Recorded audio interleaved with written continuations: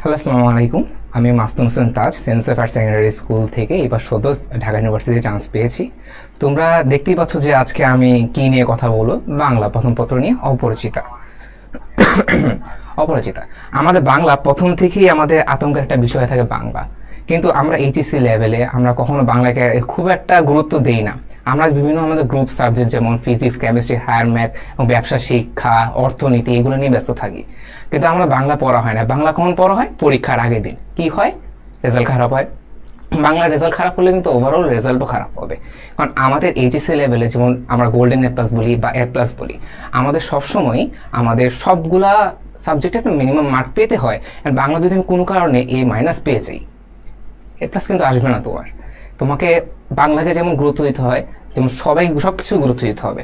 তুমি science, arts, আমি নিজে সায়েন্স ব্যাকগ্রাউন্ডের, আমি প্রথম বাংলা গুরুত্ব দিতাম না, কিন্তু বাংলা যে অনেক ইন্টারেস্টিং একটা জিনিস, বাংলাকে তুমি নিজের মতো করে গুছিয়ে নিবে। এবং আজকের স্লাইডে আমরা যদি অপরিচিত সম্পর্কে যদি বলি, আজকের স্লাইডটাকে আমি এমনভাবে সাজিয়েছি, আমি আমার এইচএসসি লাইফে, আমি আমার অ্যাডমিশন লাইফে যেসব প্রবলেম ফেস করেছি, মানে আমাদের বড় ভাইরা আমাকে এইভাবে যদি স্লাইডটা যদি তৈরি করে দিত, আমার জন্য বেটার হতো। কারণ এখানে আমি অনেক কিছু উল্লেখ করেছি যেগুলো আমি অ্যাডমিশন সময় নতুন নতুন জানতে পারছি। যেমন আমি যদি গল্পটা বারবার পড়ি, তাও আমি এসব জানতে পারিনি। যেমন কল্যাণী তোমার কয়টি ভাষায় কথা বলে, আমি কিন্তু এটা পারতাম না, অনেকবারই গল্প পড়ছি বাট পারিনি, কিন্তু আমি আজকে এসব সম্পর্কে বলেছি, আজকে আনছি, তোমরা দেখতে পারবে। এছাড়াও সোমনাথ সেনের বাসা কোথায়, এটা কিন্তু আমিও জানতাম না। আমিও স্লাইড তৈরি করতে করতে আমিও নতুন শিখেছি। অ্যাডমিশনের সময় এইসব অনেক গুরুত্বপূর্ণ। আজকের ক্লাসে যেমন তোমাদের অ্যাডমিশনের জন্য গুরুত্ব হবে, এইচএসসি তোমাদের আর 50 দিনও নাই মনে হয়, তো তোমাদের জন্য ভালো হবে তোমরা এই রয়্যাল এডুকেশনের পেজের সাথে যুক্ত থাকো এবং অনেক আকর্ষণীয় জিনিসপত্র পাবে। এবং এক ক্লাসে আমরা ট্রাই করব যত প্রকার এমসিকিউ আসা দরকার এবং আসে। যেমন আমি এইচএসসি 2023, আমি বুঝতে পারছি আমাদের এইচএসসি কোয়েশ্চেন এবং অ্যাডমিশন কোয়েশ্চেন দেখে আমি বুঝতে পারছি যে এবারের কোয়েশ্চেনটা খুবই ক্রিটিক্যাল টাইপের, মানে এত ডিরেক্ট বই থেকে দিয়ে দেয় না, একটু চেঞ্জ আসে। যেমন আমাদের সময় জাহাঙ্গীরনগরে আসছিল যে তোমাদের অপরিচিত গল্পে কোন ঋতুর কথা বলা হয়েছে, কোথায়? আমরা তো পুরো আকাশ থেকে পড়ছে, কোথায় আছে? বই ঘেটে থেকে ঠিকই লাইনটা আছে। তো আজকে এইভাবে আমি প্লাস সাইটটা শুরু করেছি, তোমার জন্য একদম সুন্দর করে রেডি করেছি, যাতে তোমরা এক ক্লাসে সব ক্রিটিক্যাল জিনিসপত্রগুলো একবারে সলভ করে ফেলতে পারো। চলো শুরু করা যাক। ওকে,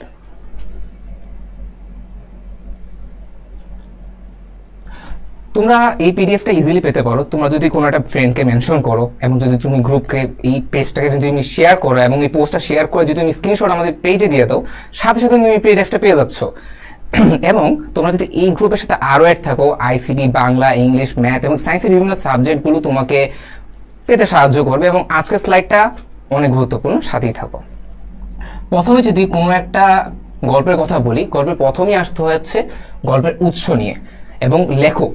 এটা লেখককে রবীন্দ্রনাথ ঠাকুর, এটা আমরা সবাই জানি। উনি আরেকটা কবিতা লিখেছেন সোনার তরী, এই গল্পে। আমাদের যেমন শর্ট সিলেবাসে আমাদের 7টা গল্প, 7টা পদ্য, এর মধ্যে প্রথমটাই হচ্ছে আমাদের অপরাজিতা। এটা আমরা শুরুতেই আমরা এটা পড়ে থাকি, আমাদের এইচএসসি ক্লাস শুরু হলেই আমরা এটাই পড়ি, এবং এটা আমরা প্রথম পড়ে এবং শেষ পর্যন্ত মনে করি যে পারবো, আর পড়া লাগবে না। কিন্তু এটা তোমাদের এইচএসসিতে এমন কোশ্চেন আসে, যেমন আমি তোমার উদাহরণ দিলাম কয়েকটা, যে কল্যাণী কয়টি ভাষায় কথা বলতে পারে, সোমনাথ সেনের বাসা কোথায়, ইটিসি। এবং শেখরা যে গহনা পরীক্ষা করতে আসছিল, কোন দুটি জিনিস নিয়ে আসছিল তোমরা কি বলতে পারবে? তোমরা দেখি বলতে পারো নাকি? আমি একটু কমেন্টে দেখি।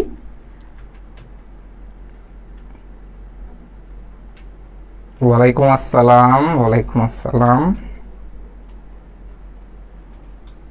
ওকে, আমরা শুরু করি। তো প্রথমে যদি আমাদের অপরিচিত এখন বলি, তখন হচ্ছে উৎস। প্রথমে যদি অপরিচিত প্রথম অংশ প্রকাশিত হয় প্রমোদ চৌধুরীর সম্পাদিত মাসিক পত্রিকা সবুজ পত্র। এটা প্রথমে বলবো যে কোথায় আসে, সবুজ পত্র, এবং কে সম্পাদিত করে, প্রমোদ চৌধুরী। এটা ইম্পর্টেন্ট। প্রমোদ চৌধুরী কি করে, মাসিক সবুজ পত্রিকা 1321 সালে কার্তিক শাখায়, এটা আসবে এমসিকিউতে, কার্তিক শাখায়। এবং এটা যদি তুমি কোনো সিকিউতে যদি ব্র্যাকেটে এটা লেখে, অনেক সময় বলে যে প্রমোদ চৌধুরী মাসিক পত্র কবে প্রকাশিত হয়, ঠিক আছে, তোমরা 1321 লেখে যদি কার্তিক শাখায় লেখো, স্যার ইমপ্রেশন ভালো হয়ে যাবে। কতে যদি তোমার ইমপ্রেশন ভালো হয়ে যায়, তাহলে খতে তুমি ইজিলি 2 পাবা। এটা হচ্ছে টেকনিক। ওকে, এটি প্রথম অন্তর্ভুক্ত হয় রবীন্দ্রনাথ ঠাকুর গল্প সংকলন গল্প শতক এর পর গল্পগুচ্ছ তৃতীয় খণ্ডে। এটা আমাদের জাহাঙ্গীরনগরে আসছিল যে কত নম্বর খণ্ডে অপরিচিত গল্প প্রকাশিত হয়, অবশ্যই তৃতীয় খণ্ডে। আর এটা যদি আমি চিন্তা করি, এটা যে প্রথমে আসে যে এটা কোন ভাষায় রচিত হয়েছে, এটা উত্তম পুরুষে অর্থাৎ সাধু ভাষায় লেখা হয়েছে। এটা আসবে যে রবীন্দ্রনাথ ঠাকুর বেশিরভাগই সব সাধু ভাষায় এবং উত্তম পুরুষই লিখেছিল। ওকে, এরপর আসে হচ্ছে প্রথম বাক্য শেষ বাক্য। এটা এখানের জন্য ইম্পর্টেন্ট না। অনেক সময় সিরাজউদ্দৌলা আমরা দেখতে পারি যে প্রথম উক্তিটি কার ছিল, অবশ্যই প্রথম উক্তিটি ছিল ক্লেটনের এবং শেষ উক্তিটি ছিল মোহাম্মদ বেগের। কিন্তু অনেক সময় এটা অ্যাডমিশন রিলেটেড হতে পারে যে এই প্রথমটা কার প্রথম বাক্য।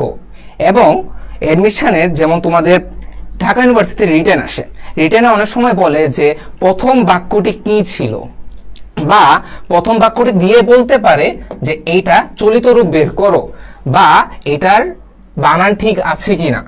অনেক সময় 27 বানান ভুল করি আমরা, এটা ভুল করা যাবে না। এবং এইগুলা আমাদের খুব একটা ইম্পর্টেন্ট না তোমাদের এইচএসসি লেভেলের জন্য, বাট তোমরা দেখে রাখলে তোমাদের জন্য অনেক ভালো। ওকে, আমরা যদি পরের স্লাইডে চলে যাই,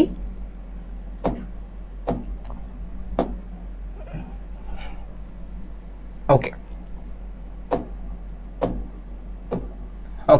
তো এখন যে পার্টটা নিয়ে কথা বলবো সেটা হচ্ছে তোমাদের অপরিচিত গল্পে আমরা সিকিউটা কিভাবে লিখবো। আমাদের এইচএসসি লেভেলে সিকিউটা খুবই ম্যাটার করে, কারণ হচ্ছে তোমাদের তোমাদের এইচএসসি লেভেলে সিকিউটা ম্যাটার করে। সিকিউতে তোমার ইজিলি 8 থেকে 9 পাওয়া যায় ইজিলি। এখন যদি তুমি মনে করো প্রত্যেকটা সিকিউতে তুমি 7 করে পাও, তোমার কিন্তু অনেক মার্ক চলে যায়। তোমাকে 8 আর 9 করে পেতেই হবে যদি বাংলা A+ পেতে চাও।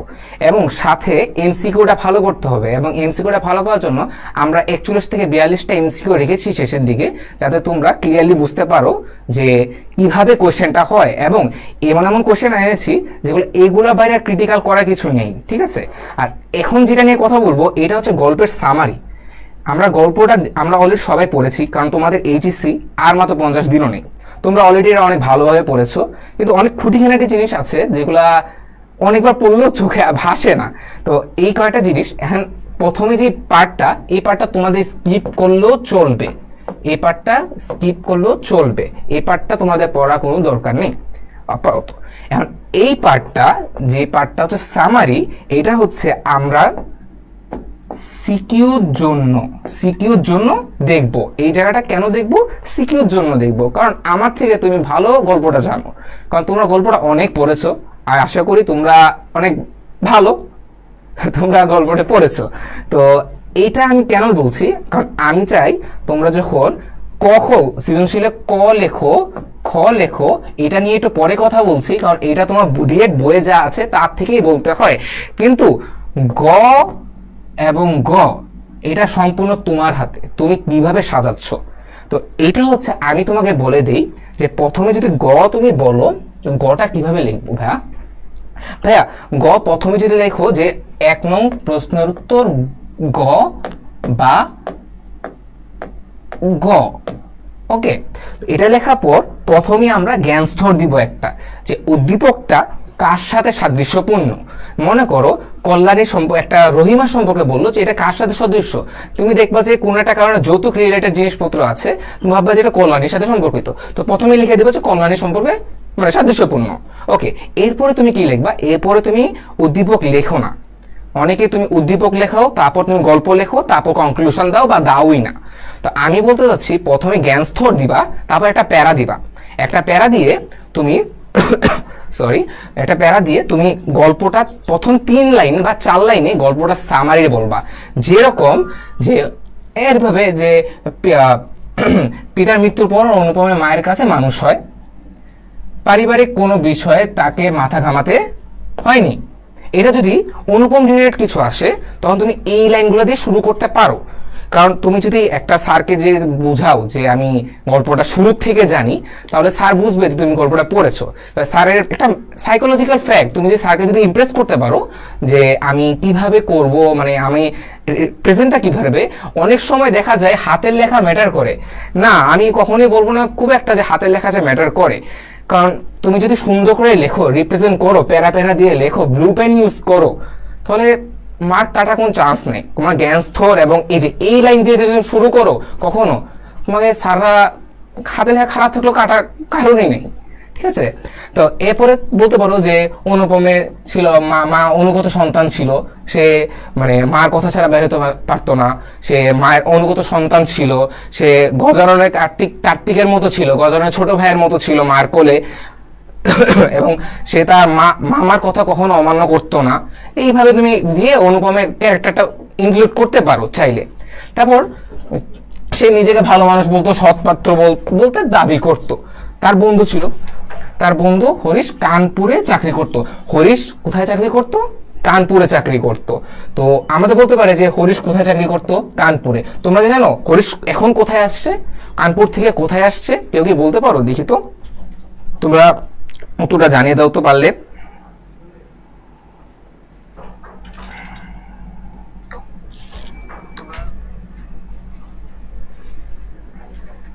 হ্যাঁ, 25 ব্যাচ।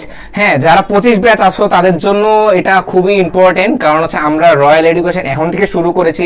তোমরা যদি আমাদের সাথে অ্যাড থাকতে পারো তাহলে অবশ্যই তোমরা তোমরা সামনে আরো ভালো বেনিফিট পাবা। যারা এখন এইচএসসি দিবে, যারা 50 দিনও নেই, তাদের জন্য যেমন বেনিফিট হবে, তাদের এডমিশনও তেমন বেনিফিট হবে, এবং এইচএসসি 25-এর জন্য এটা তো অনেক ভালো হবে। ওকে,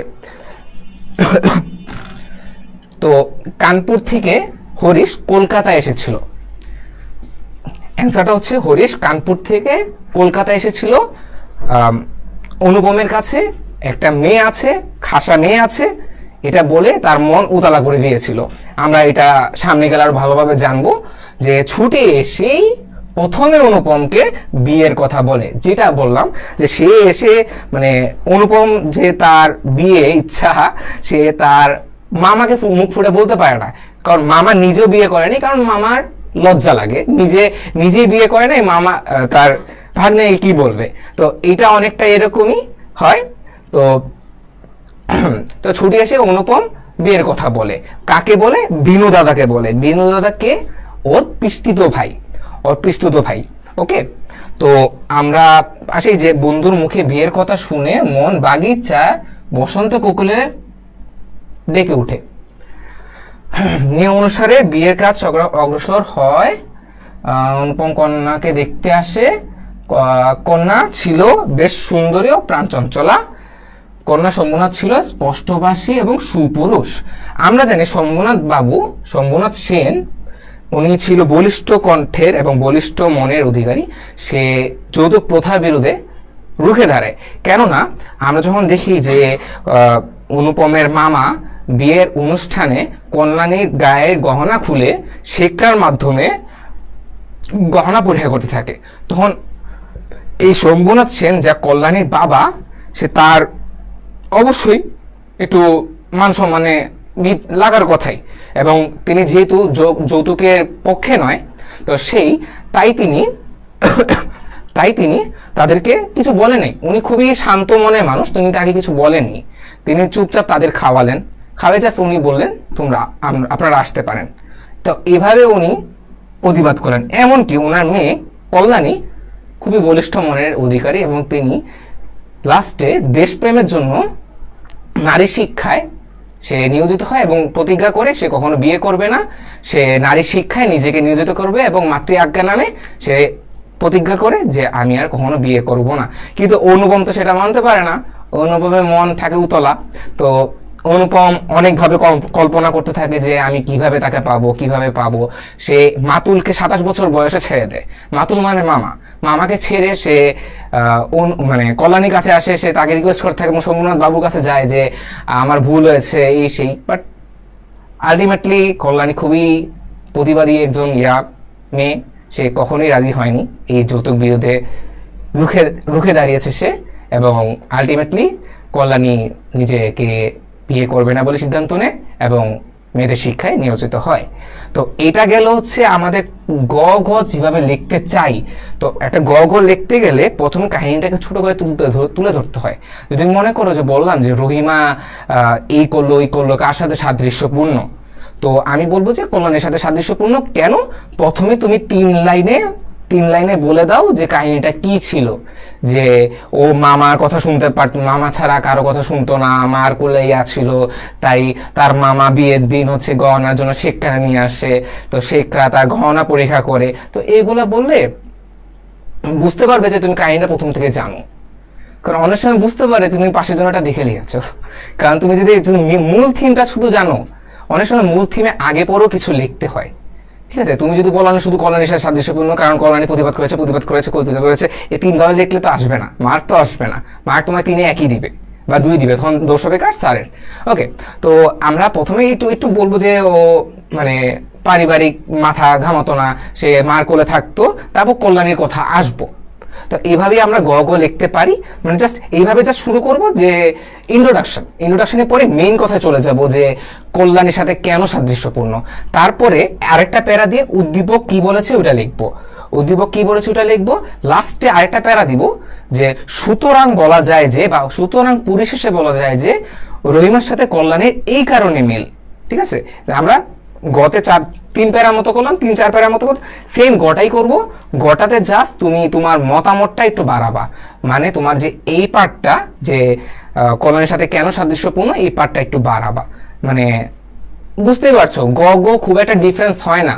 তোমার অনেক সময় বলতে পারে যে গয়ে বলবে যে সাদৃশ্য কেন, গয়ে বলবে যে এটা অপরিসীম কেন, এটা গুরুত্ব বলো। তা আমরা তো সবসময় লেখা রাখি যে এটা গুরুত্ব অপরিসীম না, এটা সমাজ না যে বললেই হবে যে এটা গুরুত্ব অপরিসীম। তো গতে আমরা একটু বাড়া লিখবো, আর গতে যা বললাম এইভাবে লিখলেই হবে। তো লেখা ভালো করার চেয়ে কোয়ালিটি ভালো করা ভালো। যেহেতু আমি সুন্দর করে লিখবো, কম লিখবো, অনেক সময় কম লিখলে ভালো মার্ক পাওয়া যায়, সেটা এই তো কোয়ালিটিফুল লেখা হইতে হবে। তো তোমরা বুঝতে পারছো সিকিউরিটি কিভাবে লিখতে হয়। কখ কথা যদি আমি বলি, কখর কথা হচ্ছে আমি কয়েকটা এমসিকিউ এবং কয়েকটা ক্যারেক্টারের গুণগুলো সম্পর্কে আলাদা আলাদা করে পয়েন্ট করে দিয়েছি। তো তোমরা বুঝতে পারবা যে উদ্দীপকে কার সাথে কার মিল। যেমন মনে করো যদি বলে যে বলিষ্ঠ কণ্ঠের অধিকারী, তো বলিষ্ঠ কণ্ঠের অধিকারী কে? কল্যাণী না কল্যাণীর বাবা? তো এটা তুমি কনফিউজ হয়ে যেতে পারো। এই জন্য আমি 3 নম্বর না 4 নম্বর স্লাইডে সবার ক্যারেক্টারগুলোর গুণগুলো আলাদা আলাদা করে পয়েন্ট করে দিছি। তো এইগুলো আমি এইচএসির সময় অনেক প্রবলেম ফেস করছি যে আমি মিলাইতে পারতাম না যে এটাকে ওর মামাকে বুঝাইলো না অনুপমকে বুঝাইলো। তো আমি একটু ক্লিয়ার করার জন্য ট্রাই করেছি। তো পরের স্লাইডে যদি আমরা যাই, ওকে ওকে তো রবীন্দ্রনাথ ঠাকুর অ্যাজ ইউজুয়াল আমরা সব গদ্যে পদ্যে কবি পরিচিতি সম্পর্কে জানি। তো আমাদের অ্যাডমিশন টাইমে কবি পরিচিতি থেকে অনেক বেশি আসে, এবং আমাদের এইচএসসির সময় মানিক বন্দ্যোপাধ্যায়ের জন্ম না মৃত্যুর সম্পর্কে আসছিল এমসিকিউতে। তো তোমরা বুঝতেই পারছো যে রবীন্দ্রনাথ ঠাকুর সে এখানে 2টা গল্প কিন্তু ওদের, একটা গদ্য হচ্ছে এইটা, পদ্য হচ্ছে সোনার তরী। তো রবীন্দ্রনাথ ঠাকুর কি লেভেলে ইম্পর্টেন্ট তোমরা বুঝতেই পারতেছো। তো শুরু করার আগে দেখি ভাইয়ারা কেউ কোনো কোশ্চেন করেছো কিনা। তোমরা কাইন্ডলি এটা একটু শেয়ার করে দাও,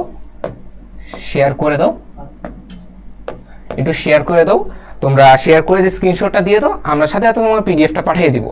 এবং তোমরা রয়্যাল এডুকেশনের সাথে থাকো। তোমরা আজ রাত 7টার সময় ইংলিশ ক্লাস আছে, এবং সামনেও তোমরা আইসিটি, বাংলা, ইংলিশ সব ধরনের সাবজেক্টই পাবে। এবং তোমরা যেভাবে লাইভ ক্লাস পাচ্ছ এইভাবে তোমরা পিডিএফ এবং অন্যান্য মডেল টেস্টের সুবিধা পাবে, এবং তোমাদের পাশে সবসময় রয়্যাল এডুকেশন তোমাদের সাথে থাকবে। তো ভাইয়ারা তোমরা ওয়ালাইকুম আসসালাম।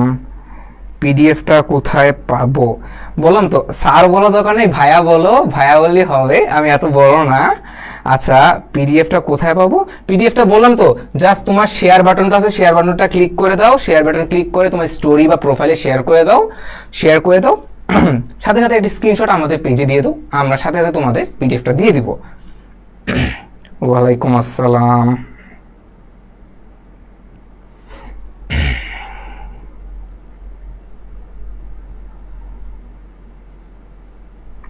ওকে, তো প্রথমে রবীন্দ্রনাথ ঠাকুর সম্পর্কে। রবীন্দ্রনাথ ঠাকুর আমরা সবাই জানি যে রবীন্দ্রনাথ সম্পর্কে আমরা সেই ছোটবেলা থেকে শুনতেছি। তো এখানে আমি জাস্ট কয়েকটা ইম্পর্টেন্ট বলবো, এছাড়া তোমাদের যে গদ্য পদ্য যে প্রথমে যে কবি পাঠ পরিচয় এবং কবি পরিচিত আছে, এটা তোমাদের দেখতে হবে। এটা তো আমি আর মুখস্থ করে দিতে পারবো না, এটা তোমাদের হাতে সবকিছু। আমি জাস্ট তুলে দিচ্ছি যে একটা জাস্ট সুন্দর করে স্লাইড থাকলো, যদি তোমরা পিডিএফটা পাও এক নজরে যাতে দেখে ফেলতে পারো। তো এটা তো খুব একটা পড়ানো কিছু নেই। আমরা জানি যে ওনার জন্ম হচ্ছে 25 বৈশাখ 1268 বঙ্গাব্দ, 7ই মে 1861। মৃত্যু হয় 22শে শ্রাবণ। 22 শ্রাবণটা অনেক সুন্দর, 22 শ্রাবণ মুভিও আছে অনেক অনেক সুন্দর। তারপর হচ্ছে 1348 বঙ্গাব্দ, 7 আগস্ট 1941। তো ওনার পদবী ছিল, আচ্ছা বংশের পদবীটা মাঝে মধ্যে আমরা জাহাঙ্গীরনগরে বংশের পদবীটা আসছিল আমাদের তৃতীয় শিফটে যারা আমরা পরীক্ষা দিয়েছিলাম, যে উত্তর হচ্ছে কুশারী বংশের উনি। আচ্ছা, তাও উনি আমরা জানি যে বাংলাদেশ, ভারত, শ্রীলঙ্কা ন্যাশনাল অ্যান্থেম ওরা লিখেছে, যেটা হচ্ছে জাতীয় সঙ্গীত। এছাড়া তার পদবী কবিগুরু, গুরুদেব, ছোট গল্পের জনক, বিশ্বকবি। এছাড়া এই যে জন্ম শতবার্ষিকী মানে হচ্ছে তার জন্মের 100 বছর পূর্তি হয়েছে। এটা আমাদের জিকেতেও কাজে লাগে, আমাদের এমসিকিউতেও কাজে লাগে। এছাড়া যারা এইচএসসি 2025 আছো, তারা যদি এখন থেকে এগুলো জেনে যাও, তোমাদের এডমিশনে কিন্তু কোনো ভেজাল হবে না। আলাদা করে যারা বিভাগ পরিবর্তন এবং খ ইউনিটে গ ইউনিটে দিচ্ছ, তাদের কিন্তু বাংলা বাধ্যতামূলক অ্যান্সার করা। যারা সায়েন্স থেকে আছো, আমিও কিন্তু সায়েন্স ব্যাকগ্রাউন্ডের, যারা ক ইউনিট থেকে পরীক্ষা দিবা, অনেক সময় বাংলা অপশনাল থাকে, তোমরা চাইলে বাংলা দেখাতে পারো, তখনও কিন্তু এইগুলা ইম্পর্টেন্ট। বাংলা কখনোই ছোট করে দেখলে অনেক বিপদ। তোমাদের একদম চাকরি লেভেল পর্যন্ত বাংলাই লাগবে, ঠিক আছে? বাংলা, ম্যাথ, ইংলিশ এগুলাই লাগবে, জিকে এগুলাই লাগবে। ওকে, তো এছাড়া খুব একটা ইম্পর্টেন্ট কিছু নেই। আমরা যদি পরের স্লাইডে যাই, ওকে, পরের স্লাইডে যদি ইম্পর্টেন্ট দেখি, এই যে হ্যাঁ 1915 সালে উনি নাইট উপাধি লাভ করেন। এটা ইম্পর্টেন্ট। সে নাইট উপাধি কবে লাভ করে? 1915 সালে। উনি 1915 সালে নাইট উপাধি লাভ করেন। এই যে গুরুদেব উপাধিটা দেন মহাত্মা গান্ধী নিয়ে আমাদের একটা ইম্পর্টেন্ট ইয়ে আছে, আমার পথ। কবি কাজী নজরুল ইসলাম উনি বলেছেন যে উনি মহাত্মা গান্ধী সম্পর্কে ওখানে বলেছিলেন, মহাত্মা গান্ধী বলেছিলেন যে আমি আছি বলতে উনি বুঝেছেন যে তিনি আছেন, এমন উনি বুঝাচ্ছেন যে আমরা সবাই মিলে কাজ করব। কিন্তু আমরা কি ভাবলাম মহাত্মা গান্ধীর কথা, যে তিনি আছেন, মহাত্মা গান্ধী আছেন, কিন্তু আমরা যে উনার কথা উদ্বেগ নিয়ে যে আমরাও যে পায়ে পা মিলে আগিয়ে যাব, এটা কিন্তু আমরা কেউই ভাবিনি। আমরা সবাই মহাত্মা গান্ধীর উপর ভরসা করেছিলাম, কিন্তু মহাত্মা গান্ধী এটা শিখায়নি। মহাত্মা গান্ধী শিখেছিলেন আমাদের আত্মনির্ভরশীল হওয়ার জন্য। ওকে, সেটা আমরা আমার পথ যখন পড়বো, তখন অবশ্যই এগুলো সম্পর্কে আরো ডিটেলস বলবো। তো এটা জাস্ট ইম্পর্টেন্ট যে মহাত্মা গান্ধী গুরুদেব ওনাকে উপাধি দিয়েছিলেন। আচ্ছা, বিশ্বকবি উপাধি দেন ব্রাহ্মণ বান্ধব উপপাধ্যায়। এটা হচ্ছে তাকে বিশ্ব কবি উপাধি দেন। ওকে, এছাড়া এটা তো আমরা সবাই জানি 1913 সালে গীতাঞ্জলি কাব্যের জন্য তিনি নোবেল পুরস্কার পান। তিনি আমাদের প্রথম নোবেল পুরস্কার দক্ষিণ এশিয়ার থেকে। এছাড়া রবীন্দ্র যুগ আসছিল আমাদের সময়, আমাদের রাজশাহী ইউনিভার্সিটিতে আসছিল হচ্ছে রবীন্দ্র যুগ কত সাল থেকে কত সাল পর্যন্ত। আমি এগুলা দিয়েছি, একমাত্র তোমার এগুলা পড়লে তোমাদের কোশ্চেন ব্যাংকও সলভ করা হয়ে যায়, আলাদা করে কোশ্চেন ব্যাংক কিনা লাগতেছে না। তোমাদের এগুলা যদি একবার দেখে ফেলতে পারো, যে অনেকটা ক্লিয়ার হয়ে যাবা। ওকে, এটা হচ্ছে 1901 থেকে 1940। ওকে, তার ছদ্মনাম ছিল 9টা, এবং তার ছদ্মনাম এই যে ভানু সিংহ ঠাকুর।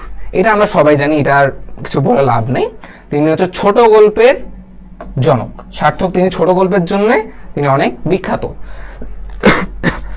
ছোট গল্পের জন্য তিনি অনেক বিখ্যাত।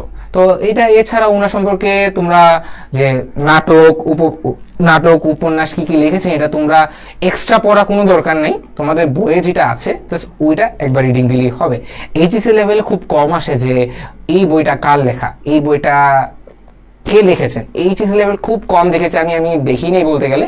তো তোমরা যদি যারা দেখতে চাও এইচএসসি লেভেলের বই, তোমাদের যে সাহিত্য পাঠ বইটা, এটা জাস্ট দেখলেই হবে, এছাড়া কিছু লাগবে না। ওকে, তো এক্সট্রা পড়া কোনো দরকার নেই, অ্যাডমিশনের সময় এক্সট্রা, এছাড়া এখন এক্সট্রা পড়া কোনো দরকার নেই। ওকে,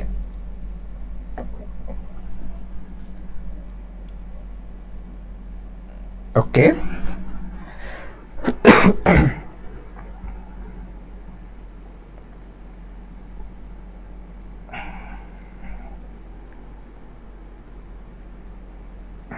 শেয়ার ডান, থ্যাংক ইউ। তোমরা স্ক্রিনশটটা দিয়ে দিও, আমাদের ভাইয়ারা কমিটিরা বসে আছে, সাথে সাথে তোমাদের পাঠিয়ে দিবে। ওকে, ওয়ালাইকুম আসসালাম ভাইয়া, ওয়ালাইকুম আসসালাম। ওকে, তো তারপর হচ্ছে আমি এই স্লাইডের কথা বলতেছিলাম যে আমরা যদি কোনো একটা ক্যারেক্টার সম্পর্কে ডিটেলস আলাদা আলাদা করে জেনে যাই, তাহলে কিন্তু আমাদের জ্ঞানস্তর এবং উদ্দীপকে যে কারো সম্পর্কে যদি বলে, তুমি মনে করো যে উদ্দীপকে বলে দিল যে একজনের বয়স, রহিমের বয়স 23 বছর বয়স, তো এটা কার সাথে সাদৃশ্যপূর্ণ, তাহলে আমরা একবারই বুঝে যাবো যেটা অনুপমের সাথে সাদৃশ্যপূর্ণ। তো আমি কাজ করেছি জাস্ট 4-5টা করে তাদের গুণাবলী জাস্ট একবারে বুঝতে পারো যে এটা কার সম্পর্কে বলা হচ্ছে। তা এটা এমসিকিউ তো তোমাদের কাজে লাগবে। এছাড়া আমি জাস্ট একটা রিডিং দিয়ে নিই যে তার বয়স ছিল 27, যখন সে গল্পটা বলে বা লেখে তখন তার বয়স ছিল 27, এবং তার বিয়ে বয়স, মানে সে গল্পটা 4 বছর আগে বলেছিল, 4 বছর আগের কাহিনী, সে বিয়ের যে কাহিনীটা বলছিল 4 বছর আগে, তখন তার বয়স ছিল 23। তার বাবা ছিল উকিল, মা ছিল গরিব। মা গরিব ঘরের সন্তান বলে তার ছেলেকে কখনো যে তার বাবা যে বড় লোক তখনও বলতে দিত না, এই জন্য অনেক আদর স্নেহ অনেক ভাবে তাকে বুঝাতে চাচ্ছে যে তারা অনেক বড় লোক, কারণ মা ছিল গরিব ঘরের মেয়ে, কখনো তাকে অভাব বুঝতে দেয় নাই। ওকে, তার পড়াশোনা শেষ আমরা জানি, প্রথমে বলেছিল পণ্ডিত মশাই তাকে তুলনা করেছিল মাকাল ফল এবং শিমুল ফুলের সাথে। এবং আমি একটু আগে বললাম যে তার মা গজাননের ছোট ভাই মানে কার্তিকের মতো করে তাকে ট্রিট করত, অর্থাৎ সে যে বড় হয়েছে এবং সে যে মাতৃ স্নেহে বড় হচ্ছে, তাকে মানে সে যে নিজের স্বাধীনতা, নিজের মতামত প্রকাশ করতে পারবে এরকম স্বাধীনতা তার ফ্যামিলি থেকে দেওয়া হয় নাই, সে সবসময় আরেকজনের উপর নির্ভর থাকতো। সে কে হচ্ছে তার মামা ছিল তার পরিবারের প্রধান এজেন্ট বা হেড। তো আমি যদি বলি তার মামা তার থেকে 6 বছরের বড়, এটা মনে রাখতে হবে, কয় বছরের বড়, 6 বছরের বড়। ওকে, তারপর হচ্ছে ফুলগুর নদীর সাথে তুলনা করা হয়েছে। ফুলগুর নদীটা কি?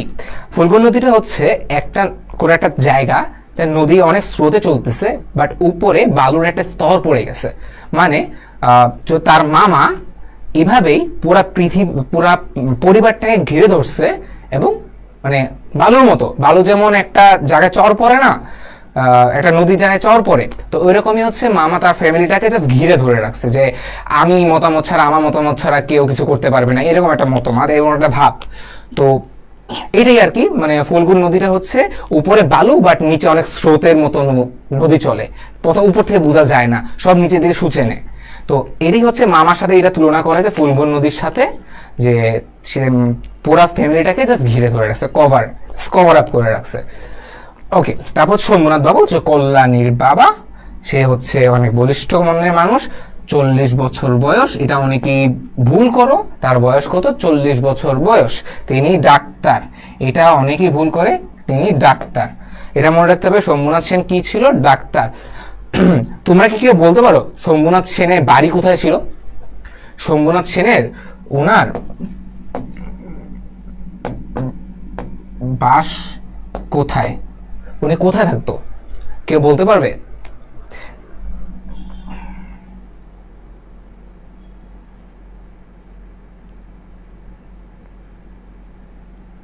পিডিএফ, হ্যাঁ শেয়ার করে দিয়েছো, পিডিএফটা পাবা তুমি, হচ্ছে এটা স্ক্রিনশটটা আমাদের পাঠাতে দাও। হ্যাঁ, ভারতের গোয়া অঞ্চলে অন্তঃসরের নদী, এই তো গুড। স্বর্ণা ইসলাম, তুমি ঠিক বলছো, এটা ভারতেরই অংশ। যে অনন্তশূলের নদী, এটা হচ্ছে, হ্যাঁ, না না, কানপুর না, কানপুর না, কানপুর হরিশ। কানপুর হরিশ থাকতো, কানপুরে না। এরই তো বললাম যে আমি অনেক ইন্টারেস্টিং জিনিসপত্র নিয়ে আসছি, যে সোমনাথ সেনের বাড়ি কোথায় এটা অনেকেই জানে না, এটা কিন্তু আমাদের গল্পেই আছে। কানপুরে হরিশ থাকতো, হরিশ না, না না না, কানপুর না। আচ্ছা, বলে দিই, হরিশ কানপুরে থাকতো, সে কলকাতায় আসছে ওই অনুপমের বিয়ে কথা বলার জন্যে।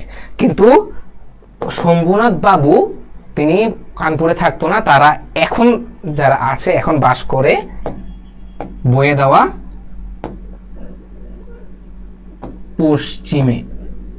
বই সুন্দর করে দেওয়া আছে শম্ভুনাথ সেন পশ্চিমে বসবাস করে, কোনো কানপুর কিছু দেওয়া নেই, তারা কলকাতার পশ্চিমে বসবাস করে। কলকাতাটা উল্লেখ নেই, বাট পশ্চিম বলতে কলকাতাটাকেই বোঝানো হয় সাধারণত। ভারতের পশ্চিম বলতে কলকাতা সাইডটাকেই বলানো হয়, কারণ হচ্ছে হরিশ কানপুর থেকে কলকাতায় আসছে এবং তারা কলকাতায় থাকে, এবং তারা কলকাতায় থাকে হচ্ছে আমাদের মামাদের ফ্যামিলিরা কলকাতায় থাকে, আর শম্ভুনাথ বাবু পশ্চিমে থাকে।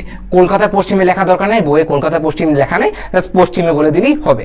ওকে, তিনি অনেক শান্ত ছিল, অনেক সাহসী।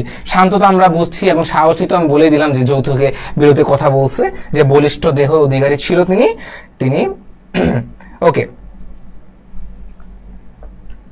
এখন কানপুরে থাকে, কিন্তু বইয়ে কিন্তু কানপুর লেখা নাই, বইয়ে কিন্তু পশ্চিমে লেখা আছে, তোমরা একটু দেখে নিও। এটা কানপুরে লেখা নাই, এটা এই স্লাইডটা আমি কেটে দিয়েছিলাম, বাট এসেছে কানপুর না, পশ্চিমে হবে। তারা কোথায় থাকে এখন? পশ্চিমে। ওকে ওকে, কল্যাণী। ওকে, কল্যাণী উচ্চশিক্ষিত। উচ্চশিক্ষিত না হলে এত বড় স্টেপ সে নিত না, সে উচ্চশিক্ষিত, সাহসী, আধুনিক। ওকে, তার বিয়ের সময় ছিল 15, এটা মানে হচ্ছে 4 বছর আগের কথা। 4 বছর আগের কথা, 4 বছর পরে গল্পটা লেখা হয়েছে, তার মানে হচ্ছে তার বয়স এখন 19। তার বয়স এখন কত? 19। বইয়ে আরেক জায়গায় লেখা আছে 18 বা 19 যখন সে ট্রেনে দেখে, বাট আমরা 19ই লিখবো, যেহেতু 4 বছর অলরেডি উল্লেখ করে দিচ্ছে।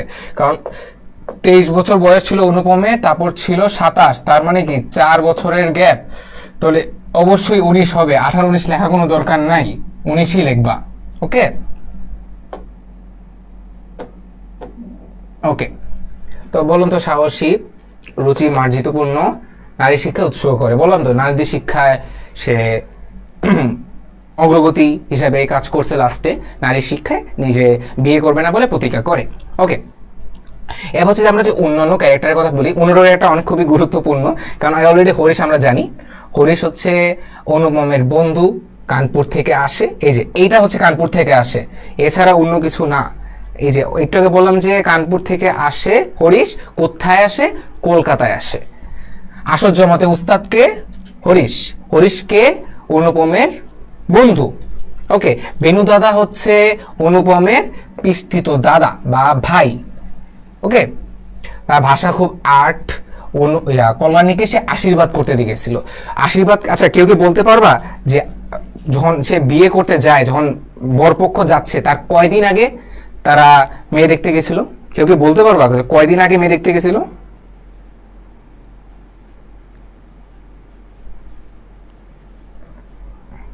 এখন অনেকে বলতেছে মনে পড়ছে। ওকে,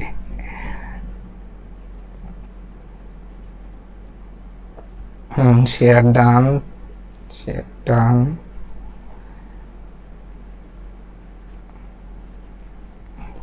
ওকে, তো কোথায় ছিলাম? আচ্ছা, কতদিন আগে সে হচ্ছে কল্যাণীকে দেখতে আসে। তো কল্যাণীকে দেখতে আসে 3 দিন আগে, বিয়ের 3 দিন আগে। বিয়ের 3 দিন আগে বিনু দাদা একজোড়া ইয়ারিং নিয়ে তাকে আশীর্বাদ করতে গিয়েছিল। ওকে, তারপর উকিল বাবু। উকিল বাবু ছিল হচ্ছে সোমনাথ বাবুর বন্ধু, সে হচ্ছে বিয়ের দিন উপস্থিত ছিল এবং তাদের যে বিভিন্ন অনুষ্ঠানের হেল্প তিনিই করতেছিল। ওকে, কলকাতার বাড়ি তার, কল্যাণীতে বাইরে আয়োজন করে তিনি, বললাম তিনি হচ্ছে ওই বিয়ের আয়োজনে তিনি হেল্প করেন হচ্ছে সোমনাথ বাবুকে। ওকে, সম্রাট সেন বা বাবু যেটাই বলো একই কথা। ওকে, যদি আমরা পরের স্লাইড যাই। ওকে, এইটা হচ্ছে আমার খুবই ভালো লাগছে স্লাইডটা, যে এই রজনীগন্ধা, এই রজনীগন্ধা কেন লেখা হয়েছে, এটা কোথায় আছে আমরা কেউ বলতে পারবা? এটা আমি এমসিকিউতে দিচ্ছি, তোমরা 30 বা 37 এমসিকিউতে বুঝবা যে এই রজনীগন্ধা সম্পর্কে কেন বলা হয়েছে, কোথায় বলা হয়েছে। এটা আমি এখন বলবো না, এটা তোমরা এমসিকিউ আসলে আমি ক্লিয়ার করতেছি জিনিসটা। ওকে, এখানে ফুল কি কি সম্পর্কে বলা হয়েছে? শিমুল, বকুল, রজনীগন্ধা। ফল কি বলছে? মাকাল ফল। মাকাল ফল জিনিসটা কি? মাকাল ফল জিনিসটা হচ্ছে উপরে ফিটফাট ভিতরে সদরঘাটের মতো, মানে দেখতে সুন্দর খাইতে বাজে, জিনিসটা অনেকটা তিতা এবং কিরকম জানি, তা আমি তো খাইনি বাট বলতে পারবো না, বাট চুপটুক শুনছি, শুনে এটাই মনে হইলো।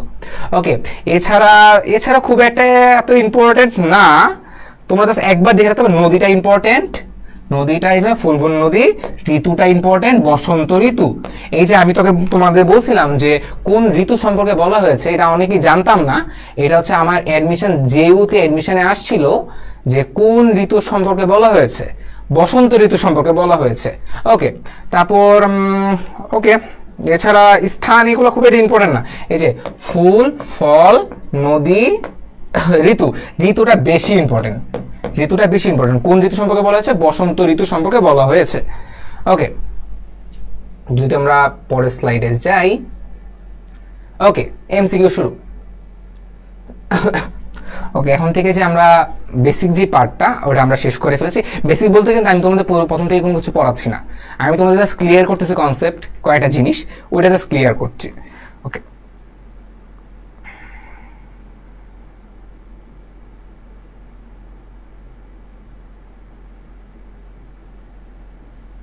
হুম, 3 দিন কল্যাণীকে, হ্যাঁ ঠিক আছে, কল্যাণীকে রজনীগন্ধার সাথে তুলনা করা হয়েছে, এটা আমার এমসিকিউ বলার আগে বুঝে গেছে।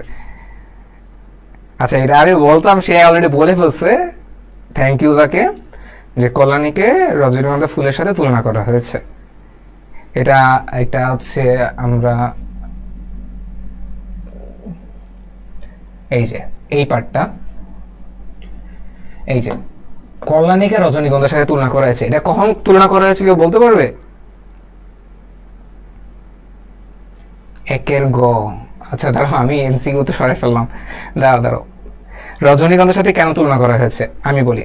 তো যখন কল্যাণী যখন ট্রেনে বসেছিল, তখন মানে অনুপমের মানে তাকে দেখে খুবই ফ্যান্টাসি কাজ করতেছিল যে এই মেয়ে যদি আমি পাইতাম, মানে তার অপরূপ সম্পর্কে বর্ণনা করতেছিল। তখন সে একটা লাইন বলছে যে সে রজনীগন্ধার মতো, সে একটা লাইনে রজনীগন্ধার সাথে তুলনা করছে তাকে, সেই জন্যই বলা হচ্ছে যে আমরা শিমুলার বকুল এগুলো তো দেখলামই, বকুলও মানে তার সাথে তুলনা করা হয়েছে। ঠিক আছে, রজনীগন্ধা এটা আমি অ্যাডমিশনের সময় পাইছিলাম, বাট আমি প্রথমে বুঝি নাই যে রজনীগন্ধার সাথে কার তুলনা করেছে, কোথায় আছে এটা। সে যে অনেক তাকে যে অনেক প্রশংসা করছিল, তখন এই লাইনটা ছিল যে সে রজনীগন্ধার সাথে তাকে তুলনা করা হয়েছে। গুড, যে বলছো থ্যাংক ইউ। ওকে, একজন বলছো 1-3। আচ্ছা, এখন তো আমরা জানলাম যে এটা তোমাদের ঢাকা ইউনিভার্সিটিতে আসছে কয় ইউনিটে?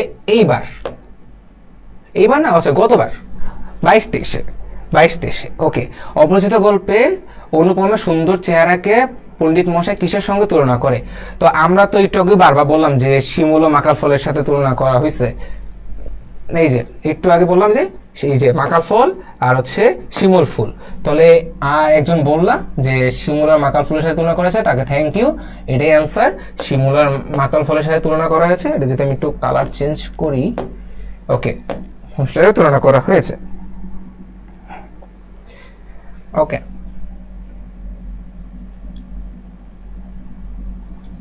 তোমার পরেরটা একটু উত্তর দিয়ে দাও।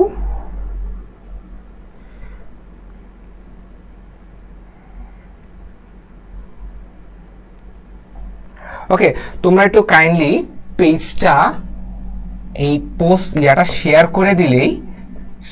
করে দিলেই তোমরা জাস্ট পিডিএফটা পেয়ে যাবে। পিডিএফটা তোমাদের 40টার মতো 40টা-42টার মতো এমসিকিউ আছে। এগুলো দেখলে বাংলা অনেকে মনে করে যে মানে আগের দিন পড়লে পারবো, বাট বাংলা পড়ার চেয়ে এমসিকিউ প্র্যাকটিস করা ভালো, কারণ এমসিকিউ যদি প্র্যাকটিস করো তোমার সৃজনশীলও বানাই লিখতে পারবা। তুমি যদি এগুলো সম্পর্কে আইডিয়া থাকে, তোমরা ইজিলি তোমরা লিখতে পারবা।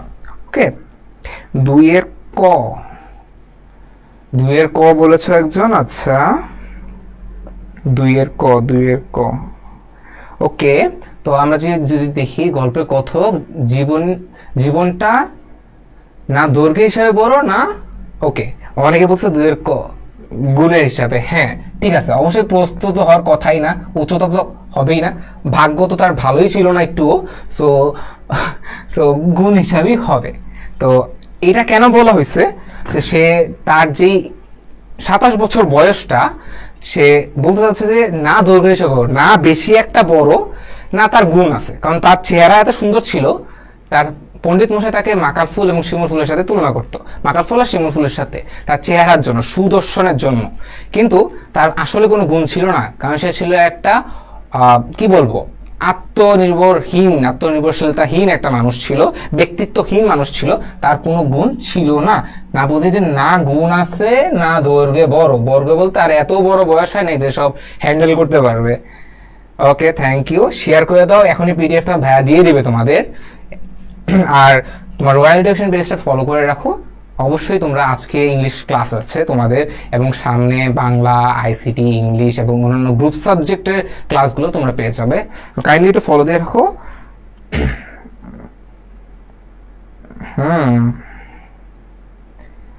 অনেকে বলতেছে সহজ বিষয়। হ্যাঁ, তুমি হয়তো ভালোভাবে পড়তে চাইছো, সহজ লাগতেছে সবাই। হ্যাঁ, হ্যাঁ ঠিক আছে, যে বলছো যে জিনিসটা সহজ, অবশ্যই সহজ, কেন হার্ড হবে না? তা আমি কি বানাই দিছি কোশ্চেন? তুমি দেখো ঢাকা ইউনিভার্সিটিতে কোশ্চেন আসা, তা আমি তো ইজি, তা আমি আর তো বানাই দিচ্ছি না, ঢাকা ইউনিভার্সিটি কোশ্চেন করছে, তো তারা তো বুঝেই করছে হয়তো, কারণ অনেক সময় প্যাচ লাগে ফেলো। তুমি অ্যাডমিশন টাইমে ফিজিক্স পড়বা, কেমিস্ট্রি পড়বা, হায়ার ম্যাথ পড়বা, বাংলা কখন পড়বা তুমি? তখন ওই ওই ওই টাইমে মাথায় আসবে দৈর্ঘ্য দেখছি তো প্রস্তুত আগে আসি, ইজি হয়। ঠিক আছে, প্রিপারেশনটা অনেক ম্যাটার করে। এটা বলা হয়েছে নিষ্ফল জীবনের কারণে, ঠিক আছে, এটা তোমাদের শব্দার্থ টিকাতেই বলা হয়েছে যে নিষ্ফল জীবনের কারণে সে এই কথাটা বলে নিজের আত্মনির্ভরশীল, নিজের আত্মসমালোচনার জন্য। ওকে, পরের টপিকে যাই।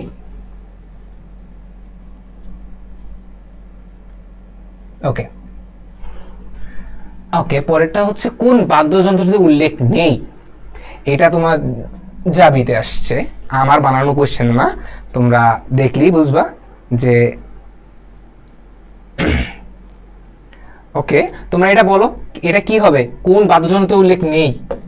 অনেকে আছে কিন্তু উল্লেখ আছে বলে মেরে দিবে, আমি নিজেই উল্লেখ আছে বলে মেরে দিতাম একটা, নেইটা আমি কখনো পড়তাম না, মানে অপশন কমন পড়ছে এটা দাগাই দিই, আমি সবসময় এটাই করতাম, যে অপশন কমন পড়ছে এটা দাগাই ফেললাম। আগে নেইটা বুঝতে হবে। অনেকে তিনের ঘ বলতেছো, তিনের ঘ বলতেছো সবাই। আচ্ছা, স্বর্ণা ইসলাম বলছে তিনের গ। আচ্ছা, নূর আয়জা বলছে তিনের গ।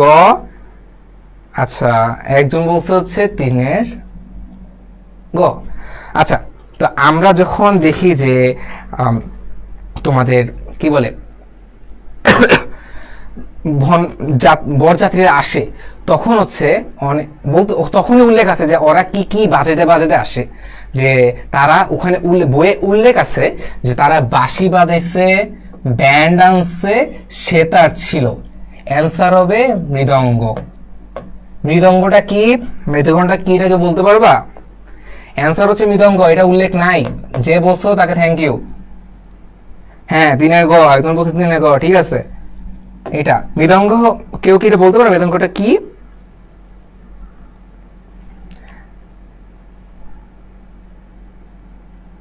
আচ্ছা, আমি বলি মৃদঙ্গটা কি। মৃদঙ্গটা হচ্ছে কোনো একটা ট্রেন চলতেছে, ট্রেনের লোহা ইস্পাত গুলো ছুক ছুক ছুক ছুক ছুক ছুক ছুক করে আওয়াজ হতে থাকে, সেটা হচ্ছে মৃদঙ্গ। মৃদঙ্গের তালে ট্রেন চলছে, ছুক ছুক ছুক ছুক ছুক ছুক ছুক। ওকে ওকে, গন্ডু, সেটা তোমাদের টিকার থেকে নেওয়া হয়েছে, শব্দার্থ টিকা থেকে। গন্ডুস বইয়ে ছিল এক গন্ডুস। এক গন্ডুস বলতে কি বোঝায়, এটা তোমাদের খতে আসবে না কতে আসা চান্স বেশি। এক গন্ডুস বলতে কি বোঝায়?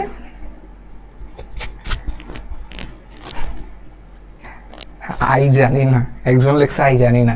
নোয়াখালী নাকি? হ্যাঁ, লোহার কিছু।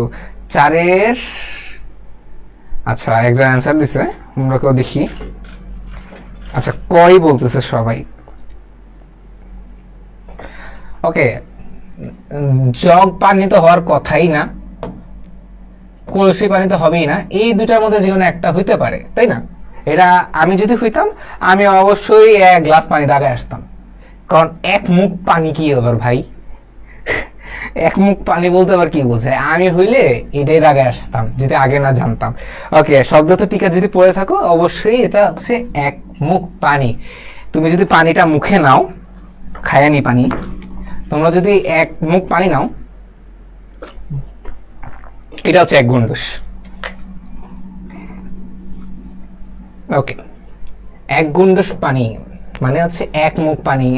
পুরা মানে মুখে নিলে যে মুখে যতটুক পানি থাকে ওটুক অ্যামাউন্টটাই হচ্ছে এক গুন্ডুস পানি। ওকে, আচ্ছা, মূল বিষয়বস্তু কি ছিল?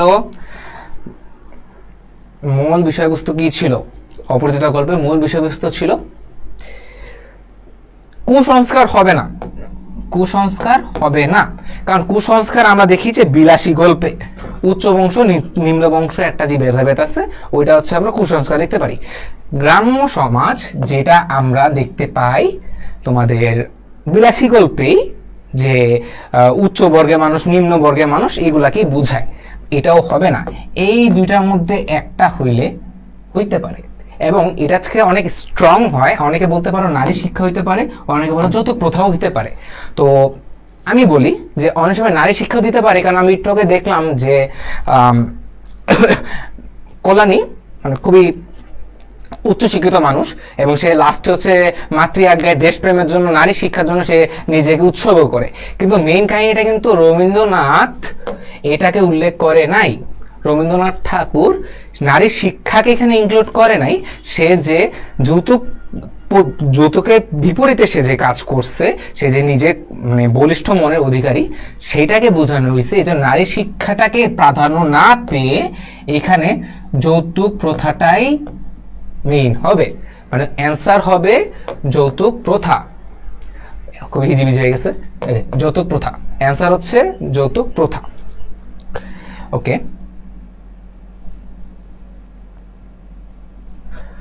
ওকে, জীবনটা না দুর্গা বড় বেশি বড়। এই যে একটু আগে যে কথাটা বললাম, এটা রাবিতেই আসছে, আমার দেওয়া কোনো কোয়েশ্চেন না। তো বুঝতেছো যে রাবিতেই যদি এত ইজি ইজি কোয়েশ্চেন আসে পড়ে, যারা পারতেছো তাদেরকে যদি ইজি লাগে, তাহলে বুঝো তোমাদের প্রিপারেশনটা কত হাই।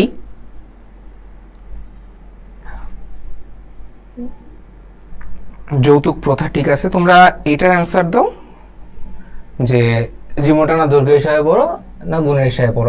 এটা মানে আমি পারিনি যখন আসছিল, কারণ আমি তখন জানতাম না জিনিসটা। এটা আমার স্কুলে আসছিল না, আমার কলেজে আসছিল। আমি তো অলরেডি বললাম আমি Saint Joseph higher secondary school কলেজে ছিলাম। তো ওখানে আমাদের একটা মডেল টেস্টে এটাই তুলে দিছিল, একদম হুবহু এটাই তুলে দিছিল। আমি গাধার মতো অন্য একটা অ্যান্সার করে আসছি। পরে জিনিসটা স্যারের থেকে বুঝে আমি বুঝলাম যে এটা কেন হলো। একজন বলল যে আত্মসমালোচনা। ওকে, এটা আত্মসমালোচনা কেন হবে? অনুতাপ বা এগুলো কেন হবে না? উপলব্ধি কোনোটা তো হওয়ার কথা আছে নাকি, এটা হইতে পারে নাকি আমি লাস্টে বলতেছি। যে উপলব্ধি, উপলব্ধি কিভাবে হবে? তার কি মানে খুবই রিয়েলাইজেশন আসছে এখানে কোনো কিছু? রিয়েলাইজেশন আসলে তো সে ওখান থেকে উঠে বললেই পারতো যে আমার যৌতুকের দরকার নেই, সে তো রিয়েলাইজেশন আসে নাই। বাট অনুতাপ সেম জিনিসই হবে না। আত্মসমালোচনা, তুমি কি নিজে বলবা যে, হ্যাঁ অনেকে আছে বলে যে, অনেকে হচ্ছে ইচ্ছা করে বলে যে আমি পড়াশোনা পারি না, কিছু বলে না, এটা বেশি ভালো স্টুডেন্টরাই বলে। বা জেনুইনলি যারা নিজের থেকে নিজেকে সার্কাজম করে, যে আত্মসমালোচনা করে নিজেকে, যেমন আমি কথা বলতে পারি না, আমি আমি কোথাও চান্স পেতে পারি না, কিন্তু সে কিন্তু সব জায়গায় চান্স পেয়ে আছে। তো এইগুলো হচ্ছে নিজেকে আত্মসমালোচনা, নিজেকে বড় করে দেখার মতো। কিন্তু এখানে সে ডিরেক্ট নিজের অপমান করছে, যে তার না গুণ আছে না জীবনটা বেশি বড়, ডিরেক্ট আত্মসমালোচনা। অ্যান্সার হচ্ছে নিজেকে অপমান করছে, সে নিজেকে আত্মসমালোচনা করতেছে। অন্য কাউকে দ্বারা সে সমালোচিত হচ্ছে না, সে নিজেই সমালোচিত, নিজেকে নিজে সমালোচিত করতেছে। আর সে যা কাজ করছে সেটা সমালোচিত পাত্রই, তার উচিত সমালোচিত হওয়া। আমি হলো মারতাম ওকে। ওকে, তো ওকে, মাকে নিয়ে মাঘে অনুপম তীর্থযাত্রায় কোন ট্রেনে ভ্রমণ করেছিল? ওকে, এটা খুবই ইম্পর্টেন্ট। এটা তোমার চট্টগ্রামে আসছিল, যে কোন ট্রেনে কোন পজিশনটাতে বসে তারা আসছিল মায়ের সাথে, যে তীর্থে যাচ্ছিল। অনেক বছর সাতের খ, ঠিক আছে, গুড। সাতের অ্যান্সার হচ্ছে সাতের খ, সেকেন্ড ক্লাসে বসেই হচ্ছে তীর্থে যাচ্ছিল, ট্রেনে বসে। ওকে, আমরা আগাই, বেশি স্লো আগাচ্ছি, একটু ফাস্ট আগাই। ওকে, ফুলগুর কি? একটু আগে বললাম যে ফুলগুর কি ঢাকা ইউনিভার্সিটির কোশ্চেন, তুমি বুঝতেছো? ঢাকা ইউনিভার্সিটির কোশ্চেন। ফুলগুর কি? ফুলগুর হচ্ছে একটু আগে একজন বললা যে অনন্তশীলের নদী, যেটা হচ্ছে তোমার ভারতের অঙ্গরাজ্যে অবস্থিত। ওকে, এটা হচ্ছে সাতের খ। ওকে,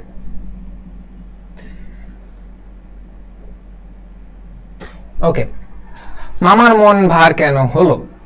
এটা কে বলতে পারো? এটা বলো, মামা মনের ভার কেন হলো?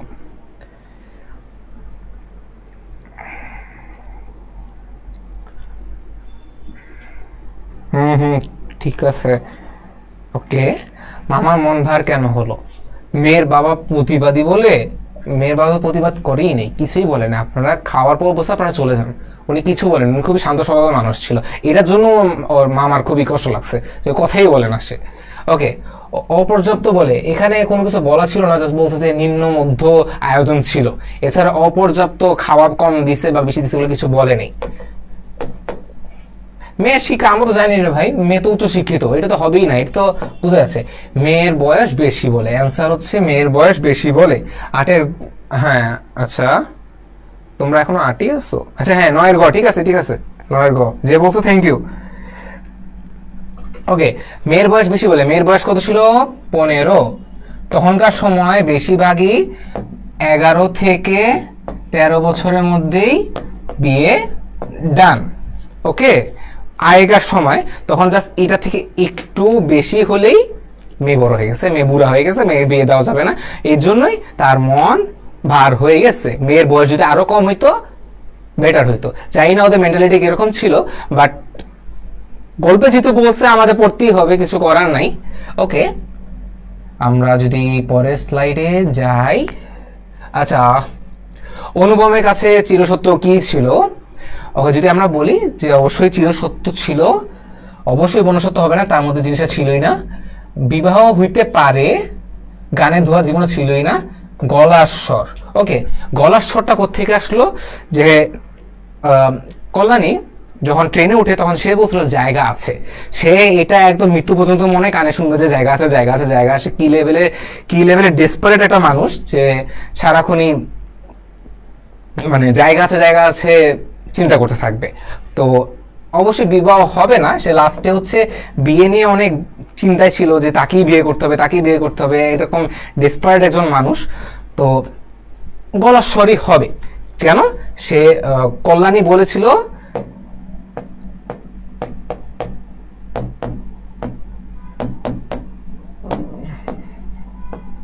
জায়গা আছে। কল্যাণী কি বলেছিল? জায়গা আছে। সে কিন্তু এই সাইনটা দিয়ে বলে নাই, সে খুবই নর্মাল ওয়েতেই বলছে, বাট লাভ ইমোজিটা সে নিজে কল্পনা করে নিছে যে জায়গা আছে, মানে কত ভালোবেসে নাকি তাকে বলছে। ওকে, এটা অ্যাকচুয়ালি ছিল না, ভালোবাসা ছিল না, সরি, জাস্ট মজা করলাম। যে তো জাস্ট জায়গা আছে, এই জন্য অ্যান্সারটা হবে গলার স্বরের জন্য, যে কল্যাণীর যে জায়গা আছে এটাই চিন্তা করতে করতে তার দিন পার হয়ে যায়। কি রে ভাই, চেঞ্জ হয় না কেন? ও না, ঠিক আছে। ওকে, তো পরেরটা যদি আসি আমরা। ওকে, আচ্ছা, গল্পের নায়কটা হচ্ছে আমাদের যেই অপদার্থ, যেই অনুপম, কাছে রেলগাড়ির কোন ক্লাসের টিকিট আশা করেছিল? সে কিন্তু সেকেন্ড ক্লাসে বসছে, বাট তার আশা ছিল, অ্যান্সার হচ্ছে ফার্স্ট ক্লাস আশা করছে, বাট আলটিমেটলি পাইছে সেকেন্ড ক্লাস। ওকে, ওকে, তো এরপর ছিল যে অনুপমের মায়ের সঙ্গে অনুপম মা একসঙ্গে হাসলো কেন? এটা কখন আসছে, এটা বলতে পারবা? ওরা একটা জিনিস কল্পনা করতেছিল, কোন জিনিসটা কল্পনা করতে করতে তারা হাসতেছিল? আচ্ছা আচ্ছা আচ্ছা, কমেন্টে একজন আরেকজনকে বলতেছে আমি আপনাকে রিকোয়েস্ট পাঠিয়েছি, প্লিজ অ্যাড করেন ভাই, ক্লাসে এগুলা কোন গ্রুপ? আচ্ছা তোমরা ওকে,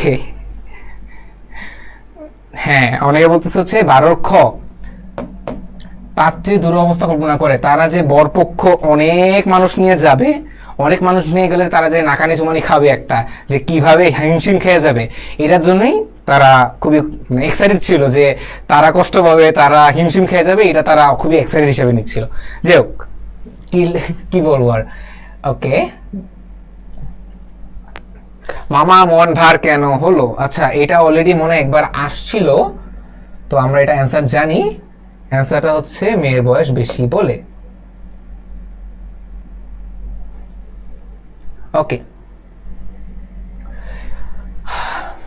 কিন্তু মেয়ের যে 15, এই যে কথাটা, মেয়ের বয়স যে 15, তাই শুনিয়া মামার মন ভার হয়ে গেল। মামার মন কেন ভার হইলো?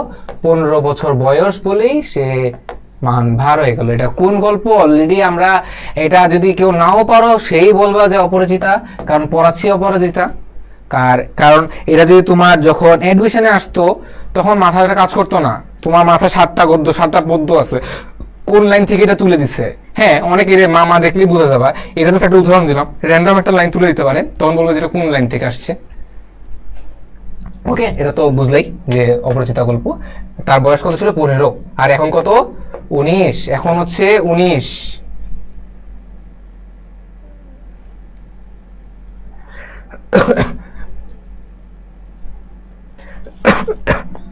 আচ্ছা অনেকে বলতে পারো যে কল্যাণী ট্রেনে কি কিনছে? কল্যাণী আমাকে এটা বাদ দাও, আচ্ছা এটা বলে ফেলি। এটাকে তো বললাম যে গল্প হচ্ছে কত খণ্ডে? কত খণ্ডে? তৃতীয় খণ্ডে।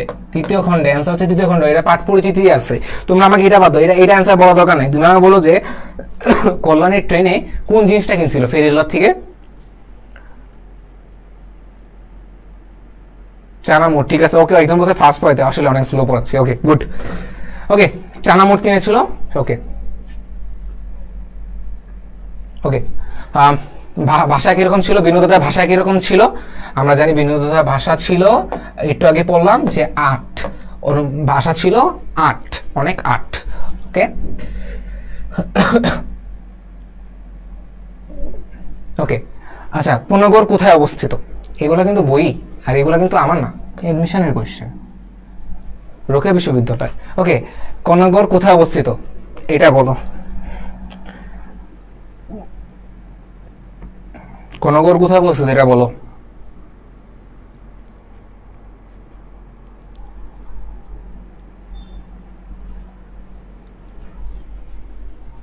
কর্ণগড় কলকাতার নিকটে অবস্থিত। অ্যান্সার হচ্ছে কলকাতার নিকটে অবস্থিত।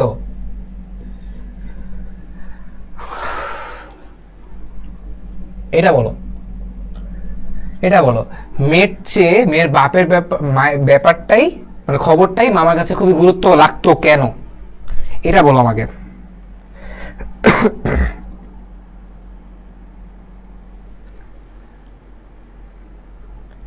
তোমরা পিডিএফটা ইজিলি পেয়ে যাবা, জাস্ট শেয়ার, আমাদের স্ক্রিনশট আমাদের পাঠিয়ে দাও, আর একটা ফলো দিয়ে রাখো, এভাবে আরো সুন্দর সুন্দর ভিডিও পাবা। 40টার মতো এমসিকিউ আছে, এবং তোমরা ইজিলি এগুলা যদি ধরতে পারো, আর কিছু তোমাদের লাগবে না এই ইয়ার থেকে। 8-এর গ বলতেছো, আচ্ছা ঠিক আছে।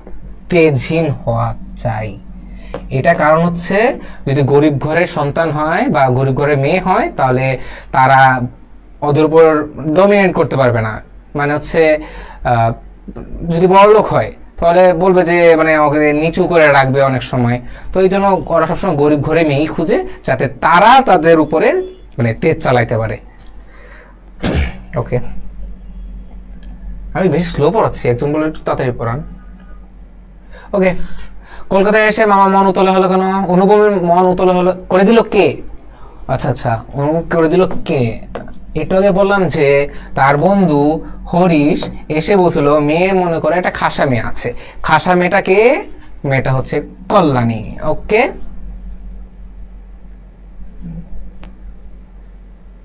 ওকে, কোথাকার শাসন মেনে মতে চলার জন্য অনুপম প্রস্তুত হয়েছে, এটা বলবো। এটা এটা কোনো সালেই আসে নাই, কারণ এটা খুবই একটা ইম্পর্টেন্ট, আমি নিজে লাইনটা দেখছি, সো এটা আসতে পারে। আর ঢাকা ইউনিভার্সিটি সবসময় নতুন কোশ্চেন খুঁজে, কখনো প্রিভিয়াস কোশ্চেন রিপিট করে না। তোমরা 20 বলো, আমি খুব ফাস্ট আগাচ্ছি তোমাদের বলার কারণে।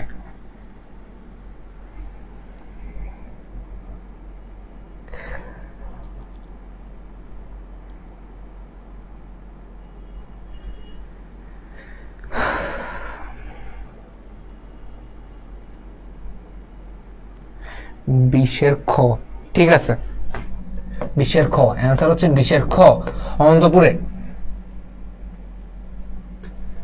ওকে, অপরাজিতা গল্পে অনুপম তার বিয়ে ভেঙে যাওয়া কত বছর পর লেখে? একটু আগে বারবার বলছি, সে যখন লেখা শুরু করে তার বয়স ছিল 27, এবং সে যখন বিয়ের কথা বলে তার বয়স ছিল 23। তাহলে অ্যান্সার হয় 4, মাইনাস করলে হয় 4 বছর বয়স সে লিখছে। ওকে,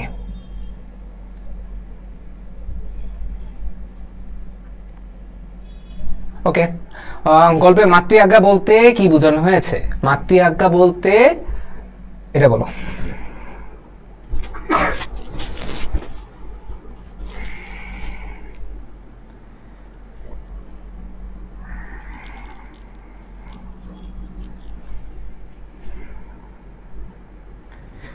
মাতৃ আজ্ঞা বলতে দেশের কথা বলছে। মাতৃ মাতৃ মনে করি মা, মামা, মা, কিছু মনে করো না, এগুলা না। এখানে মাতৃ বলতে দেশকে বোঝানো হচ্ছে, দেশের সেবায় সে নিজেকে নিয়োজিত করে বলছে। ওকে, গ বলছো যে, থ্যাংক ইউ। ওকে, আমরা একটু ফাস্ট আগাই। ওকে, অনুপমের পিতার উপার্জিত ভোগ করা সময় পায় না কেন? বলো তো।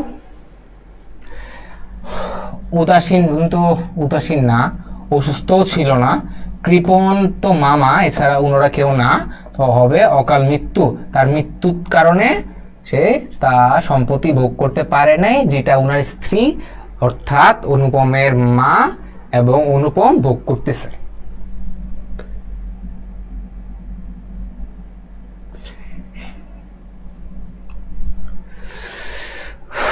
কল্যাণী শেষ পর্যন্ত বিয়েতে রাজি না হওয়ার কারণ হিসাবে কোনটি যোগ্য?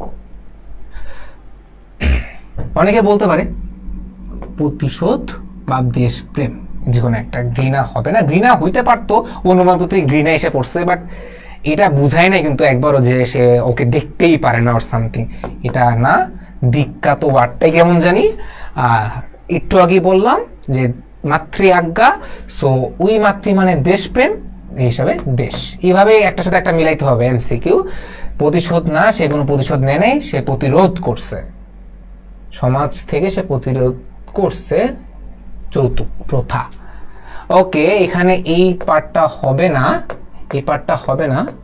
এখানে হচ্ছে গল্পে কার মুখে কোনো কথা নেই। একটু আগে বলছিলাম একজন খুবই শান্ত স্বভাবের মানুষ, অনেক এখানে কথক তো সারাক্ষণই কথা বলছে, কল্যাণী তো বলছেই, সোমনাথ বাবু কথা বলছে নাকি একটু পর দেখতেছি, বেনুদা তো বলছেই যে সে খুবই একটা খাসা মেয়ে দেখে আসছে, সে খুবই মানে দেখে মুগ্ধ হয়ে গেছে কল্যাণীকে, সে এইসব কথাবার্তা বলছে।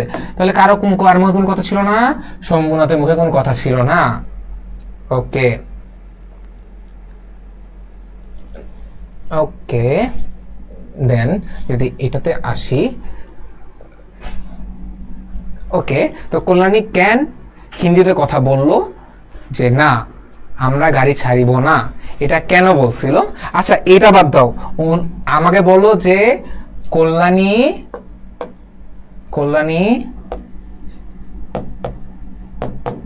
কয়টি ভাষা পারে? বলো, কল্যাণী কয়টা ভাষা পারে বলো।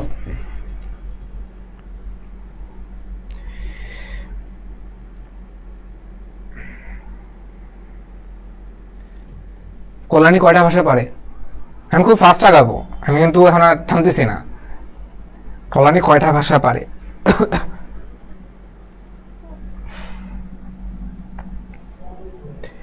তিনটা ভাষা পারে, অনেকে বলছে তিনটা ভাষা পারে। তোমরা কি একজন একজন একজন বলছে আবার চারটা? আচ্ছা, ওই একবার তিনটা বলছে, একবার চারটা বলছে। আচ্ছা, চারটা কি কি আমাকে একটু বলো তো। চার, একজন লিখছে চারটা, চারটা বা তিনটা, যেই যেটা বলছো কি কি একটু আমাকে বলো।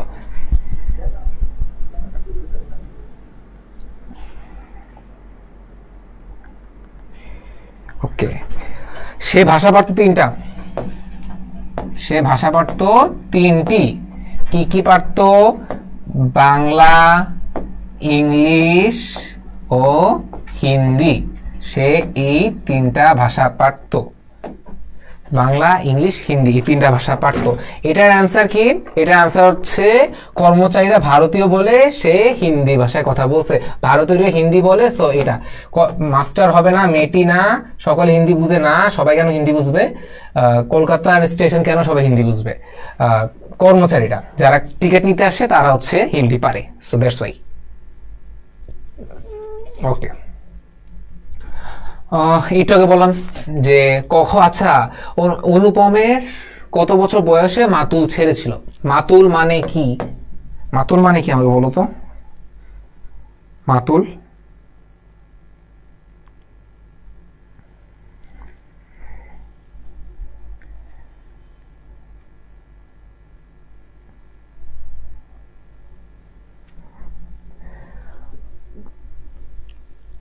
তোমাদের অ্যান্সার চাই নাই তো, আমি বলছি মাতুল মানে কি, তোমরা অ্যান্সার কেন দিচ্ছ? 27-3 বলতেছো অনেকে, আমাকে এটা না, আমাকে মাতুল মানে বলো।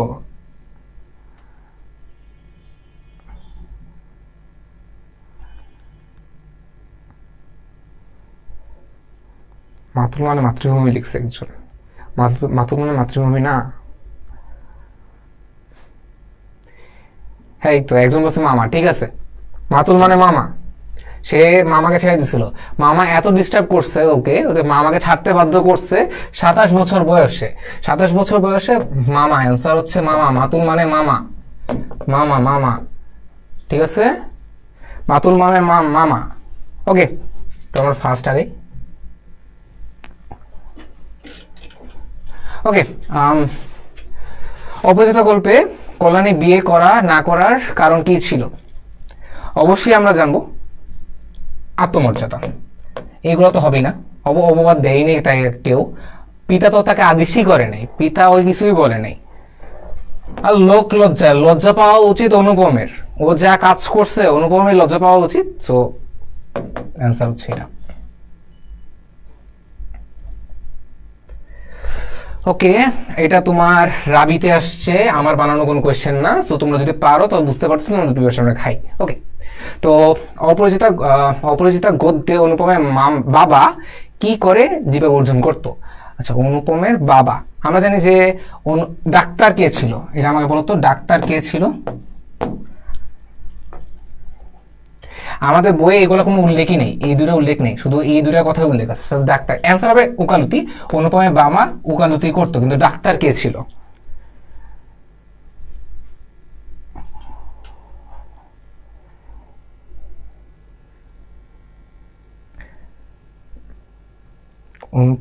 গ, ঠিক আছে, জাস্ট আমাকে বলো যে ডাক্তার কে ছিল?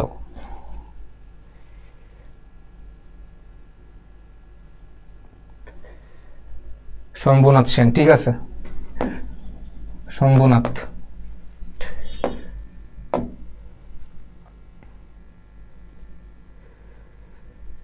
ওকে, নিচে কোন কোন গল্পটি ছোট গল্প হিসাবে? আচ্ছা, রবীন্দ্রনাথ ঠাকুরের আমি অলরেডি তোমাদের বলছি যে কবি পরিচিতি থেকে যেগুলো ইম্পর্টেন্ট ওগুলো তোমাদের বলাই আসছে, যেমন ভিকারিনী সম্পর্কে বলা আসছে, মুসলমানি গল্প সম্পর্কে বলা আছে। তোমাদের ছোট ছোট গল্প যেগুলো এক্সট্রা পড়ার কোনো দরকার নাই, আমাদের পাঠ পরিচিতি এবং কবি পরিচিতি যেগুলো আছে ওগুলো এনাফ। তো তার যে ছোট গল্প প্রকাশ পায় ভিখারিণী, আর মুসলমানের গল্প ছিল তার সর্বশেষ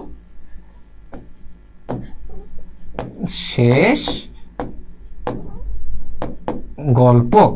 মুসলমানি গল্প ছিল তার সর্বশেষ গল্প, কিন্তু তার ছোট গল্পের যেই আবির্ভাব বা আত্মপ্রকাশটা ঘটে সেটা হচ্ছে ভিখারিনী। ওকে,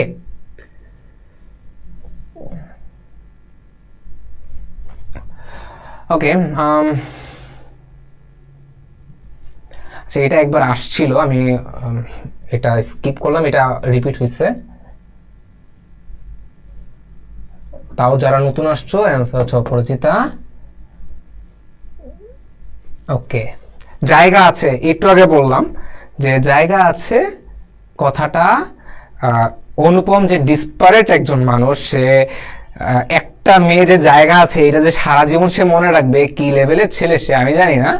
তার এরকম ডিসপারেট মানুষ যে জায়গা আছে এটা তার কাছে কিরকম হয়েছিল, এটা আমাকে বলো যে তার কাছে এই কণ্ঠস্বরটা কি রূপ হয়েছিল।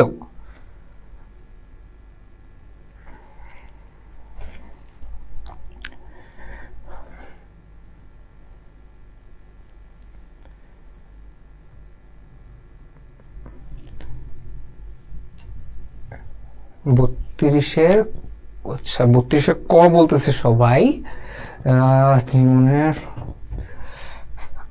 হ্যাঁ 32-এর ক, তার জীবন গানের ধোঁয়ার মতো, তার পাশে সে কুয়াশার মতো, গানের মতো জায়গা আছে, জায়গা আছে, রিংটন বাজছে তার ফোনে, ফোন তো না কানে। হ্যাঁ ছেলেটা তো ওকে। হরিশ ছুটিতে কোথায় এসেছিল? হরিশ কোথায় ছিল? কানপুরে। আমি শুরুতেই বলছি হরিশ কানপুর থেকে কোথায় আসছে? কানপুর থেকে কলকাতায় আসছে। কানপুর থেকে কোথায় আসছে? কলকাতায় আসছে। কলকাতায় কারা থাকতো? অনুপমরা থাকতো। শম্ভুনাথ সেন কোথায় থাকতো? পশ্চিমে থাকতো।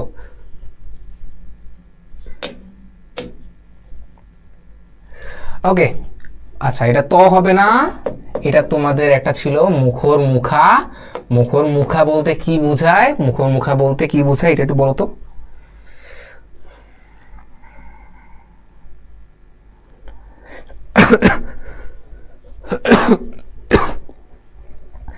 লাইফটা মেবি একটু স্লো হয়।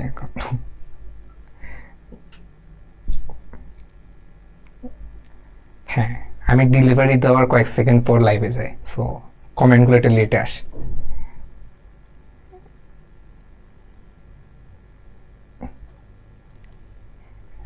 হ্যাঁ বালা, ঠিক আছে, অ্যান্সার হচ্ছে বালা। কে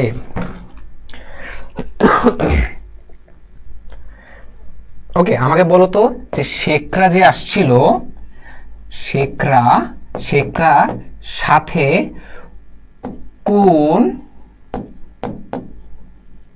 বা কয়টি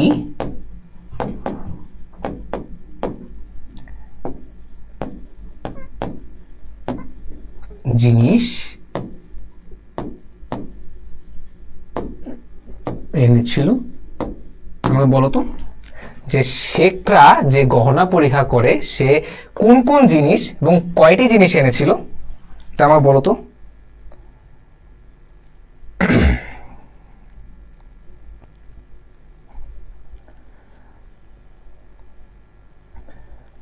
হ্যাঁ বালা, হ্যাঁ ঠিক আছে, অ্যান্সার হচ্ছে বালা, ঠিক আছে। কুষ্টি পাথর এনেছিল। ওকে, আর কি এনেছিল? এই জন্যই বললাম যে অনেকে কনফিউজ থাকো, আমি বললাম জাস্ট জিনিসটা ক্লিয়ার করবো। আমিও জানতাম কুষ্টি পাথর আনছে, বাট সে সাথে আরেকটা জিনিসও আনছিল, সেটা কি?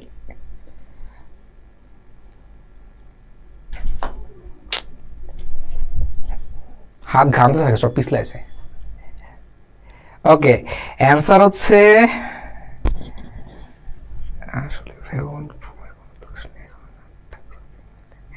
একজন কমেন্ট করছে আসলে আসলে ভাইয়া অনুপমের কোনো দোষ নাই, রবীন্দ্রনাথ ঠাকুর ওদের মিলায় নাই, ছেকার রবীন্দ্রনাথ ঠাকুর। আচ্ছা যাই হোক, কোষ্টি পাথর দাড়িপাল্লা, ঠিক আছে, যে বলছো থ্যাংক ইউ। তোমাদের না ওই ছেলের নাম দিয়েছে অপদার্থ ছেলে, আমি বুঝলাম না, এটাই তোমার নিকনেম অপদার্থ ছেলে? যাই হোক, তো এই ছেলেটা যেই নাম হোক, যে অপদার্থ যেই ছেলেটা হোক তুমি, তো তুমি ঠিক বলছো, দুইটা জিনিস আনছিল। কয়টা জিনিস আনছিল? দুইটা জিনিস, ইংলিশ লিখতে সব উল্টা পাল্টা হয়ে যাবে। দুইটা জিনিস আনছিল, সে দুইটা জিনিস আনসার হলো কি, কোষ্ঠী পাথর আর হচ্ছে দাঁড়িপাল্লা।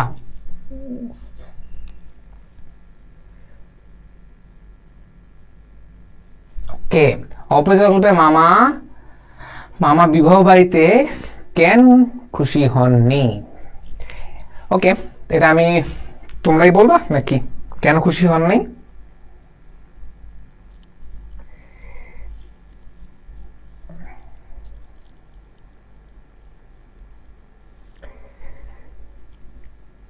ভাই তোমাদের নিকনেম গুলো চেঞ্জ করো, কি অপদার্থ ছেলে, কমেন্টিও লেখা আসতেছে। যাই হোক, তো শম্ভুনাথ বাবু মুখে কোনো কথা ছিল না বলে আয়োজন এটা হওয়ার চান্স আছে, ঠিক আছে। আমি হইলে এটা দাগাইতাম, আমি যদি ক্লিয়ারলি না জানতাম তাহলে আমি হইলে আমি এটা দাগাইতাম। ওকে, বাবুর ব্যবহার ছিল, কেমনে হয় ভাই, এটা হওয়ার কথা না, সে তো ভাই কথাই বলে না। বরযাত্রীর জায়গা ছিল উঠানে, উঠান ভাই গ্রামে বাড়িতে উঠানটাই বেস্ট প্রেফার হয়, সো উঠানেই বিয়ে হয়, ছায়া বানার টেনে উঠানেই বিয়ে হয়। তো আয়োজন এই দুটার মধ্যে একটা হওয়ার চান্স আছে। সো আমরা একটু আগে বলে দিলাম যে বঙ্গনাথ মুখে কোনো কথা ছিল না, অ্যান্সারটা হচ্ছে ক, তার মুখে কোনো কথা ছিল না। তার মুখে কোনো কথা ছিল না বলে তারা অনেক ভাবতো যে শম্ভুনাথ বাবু কথা বলছে না, তারা কি ইন্টারেস্ট না, আসলে ইন্টারেস্ট ছিল না তার সেই ক্লাসে কাজ করার পর। তাদের কাছে মেয়ে দেওয়া কোনো মানেই হয় না। সো আমি হলে তো মারতাম, বাট ওরা তো তাও সুন্দর করে বের করে দিছে, আমি হলে অন্য কিছুই করতাম। ওকে,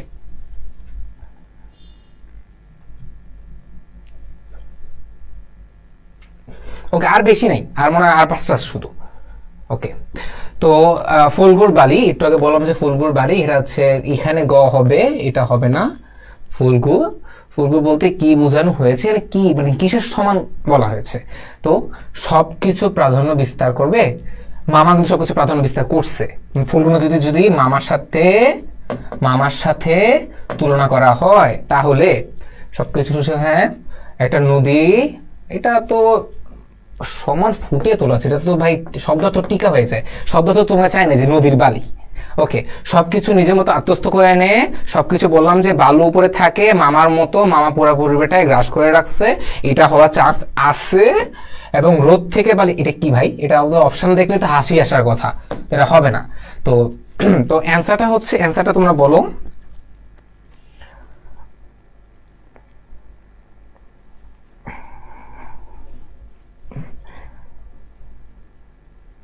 না, অনেকে বলতেছে আয়োজন নিতান্ত রকমের ছিল, না না না না, এর আগেরটা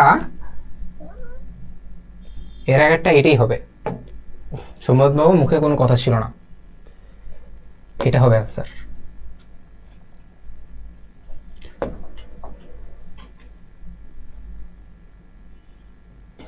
আমিও ভাবতাম যে নিতান্ত হবে না, বাট অ্যান্সার হবে কোনো মুখে কথা ছিল না। এটা আমি আরো 2-3 জন স্যারের সাথে কথা বলছি, তারা এটাই বলছে। 26-এর ক বলতেছে অনেকে, 36-এর ক বলতেছো যে প্রাধান্য বিস্তার করবে। আচ্ছা, 36-এর ক বলতেছে অনেকে, 36-এর ক বলতেছো, আমি বলি 36-এর ক হবে না, প্রাধান্য বিস্তার হবে না, কারণ তোমার ফুলগুন নদীটাকে ডিসক্রাইব করছে, এখানে মামাকে বোঝানো হয় নাই। তো মামা বললে এটা হইতো, এটাই তোমাদের ট্রিক ছিল যে এখানে মামার কথা বলা হয় নাই। মামা হইলে অবশ্যই ছিল যে ফুলগুন নদী সমান কিসের সাথে তুলনা করা হয়েছে। অ্যান্সার হচ্ছে সবকিছু নিজের দিকে সূচয় করে নে, আত্মস্থ করে নিবে, যে আমি নিজের মধ্যে আত্মস্থ করে নিব, এটা কোথাও আসে নাই, কিন্তু এটা সব মডেল টেস্টে আসে। তো আমি এটা অনেক ফোকাস করছি, আমি নিজে এটাকে স্কিপ করে যেতাম, পরে সব জায়গায় অ্যান্সার মিলাই দেখছি যে অ্যান্সার হচ্ছে, কেটে সুন্দর করে দিই, অ্যান্সার হচ্ছে তোমার সবকিছু নিজের মধ্যে আত্মস্থ করে নে। কিভাবে আত্মস্থ করে নে? যদি একটা চোরাবালির মতো চিন্তা করো, নিচে অনেক স্রোত, উপরে যদি বালু থাকে, তুমি যদি দাঁড়াও তুমি টুক করে ঢুকে যাবে না, নিজের মধ্যে আত্মস্থ করে নিচ্ছ না। মামা ঠিক এরকমই, যে নিজেকে কভার করতেছে, কোনো কিছু যদি কোনো কথা আসে আগে মামাকে অতিক্রম করে তারপর অনুপমের কাছে যাইতে হয়। সো প্রাধান্য হবে না। ওকে, যেহেতু ফুলগুন নদী বলছে, ফুলগুন নদীর বৈশিষ্ট্য হচ্ছে নিজের দিকে সব শুষে নিবে, আত্মস্থ করে নিবে, টেনে নিবে। ওকে, ওকে, কল্যাণীর কথা কোন ফুলের সাথে, কল্যাণী একটু আগে বললাম যে কল্যাণী কোন ফুলের সাথে তুলনা করা হয়েছে, একটু আগে বললাম যে রজনীগন্ধার সাথে তুলনা করা হয়েছে। কেন রজনীগন্ধার সাথে তুলনা করেছে একটু আগে বললাম যে আমাদের ডেসপারেট এবং ডিপ্রেসড অনুপম যে ট্রেনে বসে যখন কল্যাণীকে যখন চিনতে পারে যে কল্যাণী, তখন থেকে সে মনে একটা কি বলে না, অনেক বলে না মান মে লাড্ডু ফুটা, তো ওই টাইপের একটা মানে মাথায় ফুটতেছিল যে সে যদি চাঁদের মতো হতো, সে যদি রজনীগন্ধার মতো, সে তার কণ্ঠ এইরকম ওইরকম নানান রকম এত এত উদাহরণ দিয়ে তাকে ডিসক্রাইব করছে যে আমি ওর সঙ্গে স্কিপ করে গেছিলাম যে একটা মানুষ এত কিছু বলে কিভাবে, তো তোমাকে তো ছেড়ে দিছে, তুমি কেন অত কথা বলতেছো। সো খুবই বিরক্ত লাগতো আমার কাছে, যেটা আমি নিজেও স্কিপ করছিলাম পড়ার টাইমে, পরে অ্যাডমিশন টাইমে ভালোভাবে পড়া লাগছে, কজ এই এমসিকিউটা ফোকাস করতে পারতাম না যদি আমি ভালো মতো না পড়তাম। রজনীগন্ধার সাথে তাকে তুলনা করা হয়েছে, এবং এটা তোমার ঢাকা ইউনিভার্সিটি গ ইউনিটে আসছে, যেটা এখন বি ইউনিট হয়ে গেছে, বিভাগ পরিবর্তন। সো বুঝতেছো যারা সায়েন্স এবং যারা বিভাগ পরিবর্তন করবা তাদের জন্য বাংলা কিরকম ইম্পর্টেন্ট, এবং যে কোনো ভার্সিটিতেই বাংলা আসবে, বিসিএস পর্যন্ত চাকরি পর্যন্ত না বাংলাই কাজ দিবে, এছাড়া বাংলা, ইংলিশ, ম্যাথ আর জিকে এগুলাই কাজ দেয় বেশি।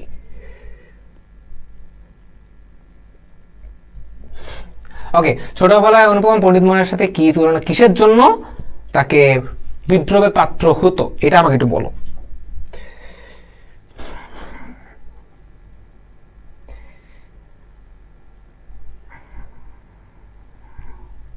তোমরা গ গ যে লেখো, এটা একটু মানে আমাকে প্রথমে একটু নাম্বারটা উল্লেখ করে গ গ লেখো, নাহলে বোঝা যায় না যে 27 নাম্বারটা বলছো না 37 নাম্বারটা বলতেছো, কারণ সবসময় আমার হাতে ফোনটা থাকতেছে না।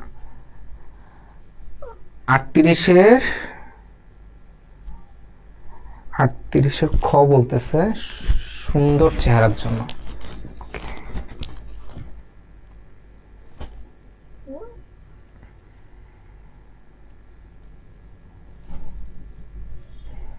ওকে, ঠিক আছে, সুন্দর চেহারার জন্য অ্যান্সার হচ্ছে সুন্দর চেহারার জন্য। সে তার গুণ ছিল না, বাট সুন্দর চেহারা ছিল, যেটা এখনকার যুগে কাজে লাগে না। সুন্দর চেহারা দেখে হবে না, ঠিক আছে, তোমার এটা না থাকলে সুন্দর চেহারা কোনো লাভ নেই। যাই হোক,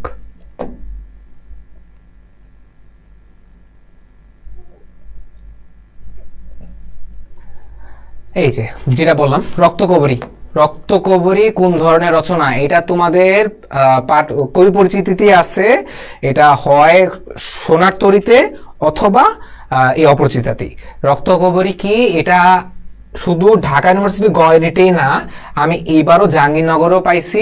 এর আগে কোশ্চেন সলভে জাহাঙ্গীরনগর কোশ্চেন রিপিট হয়, সো ওখানে আমি 4-5 বছরও আমি এটা পাইছি, রাজশাহীতেও পাইছি, এবং ঢাকা ইউনিভার্সিটি তোমার যন্ত্র প্রমাণ। সো এটা অ্যান্সার হচ্ছে নাটক, নাটক। তো রক্তকবরী হচ্ছে নাটক। ওকে, ওকে,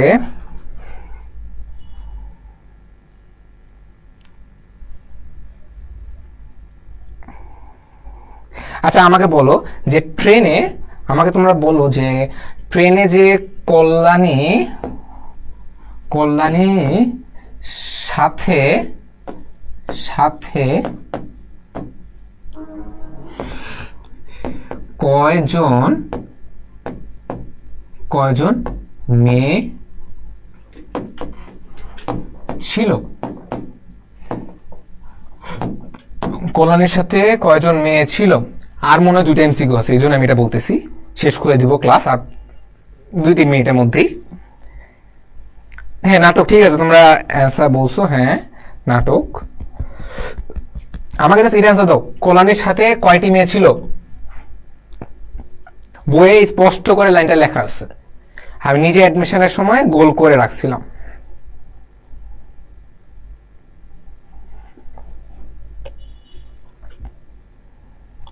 হ্যাঁ অনেকে অ্যান্সার দিচ্ছ, সঠিক অ্যান্সার দিচ্ছ, ঠিক আছে।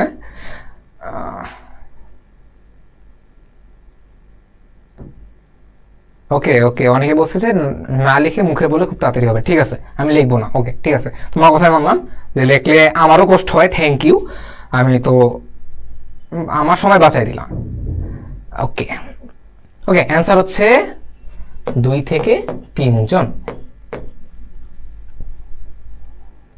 2 থেকে 3 জন মেয়ে ছিল। ওকে, আমি লিখবো না, তবে মুখেই বলি যে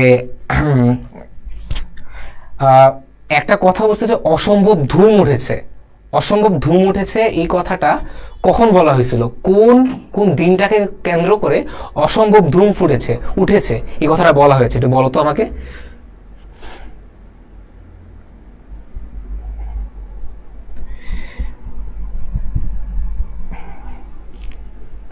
মামা একদিন বলছিল যে অসম্ভব ধুম হয়েছে। মামা আর মা এক জায়গায় বসে বলতেছিল অসম্ভব ধুম হয়েছে। এটা কবের কথা, কোন দিনটাকে উল্লেখ করে বলছিল যে অসম্ভব দিন, অসম্ভব ধুম ফুটেছে, এটা কোন দিনের কথা বলেছে? এটা হচ্ছে অনুপমে গায়ে হলুদের দিনের কথা বলা হয়েছে। মামার যখন মা বসে বিচিং করতেছিল ইয়ার সম্পর্কে, কল্যাণী সম্পর্কে, যারা একটা বিচিং সেশন বানায় রাখছিল যে ওদের বাসায় যে নাকানি চুপানি খাবে নিয়ে ওরা অনেক হাসাহাসি করতেছিল, সার্কাজম করতেছিল। তো তো এই এই দিন বলছিল যে অসম্ভব ধুম হতেছিল অনুপমের হলুদের দিন। তো ওকে,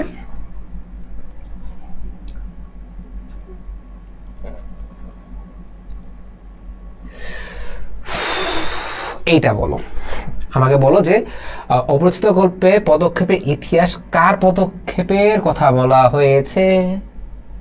এটা আমি দাগাইছিলাম বইয়ে, এবং এটা এখন পর্যন্ত কোথাও আসে নাই। আমি আশা করি, আমি রিকোয়েস্ট করে যারা ভিডিওটা দেখতেছো তাদের জন্য এইবার ঢাকা ইউনিভার্সিটি যেখানেই হোক, এইচএসসি হোক, অ্যাডমিশন যেখানেই দাও, এটা আসুক।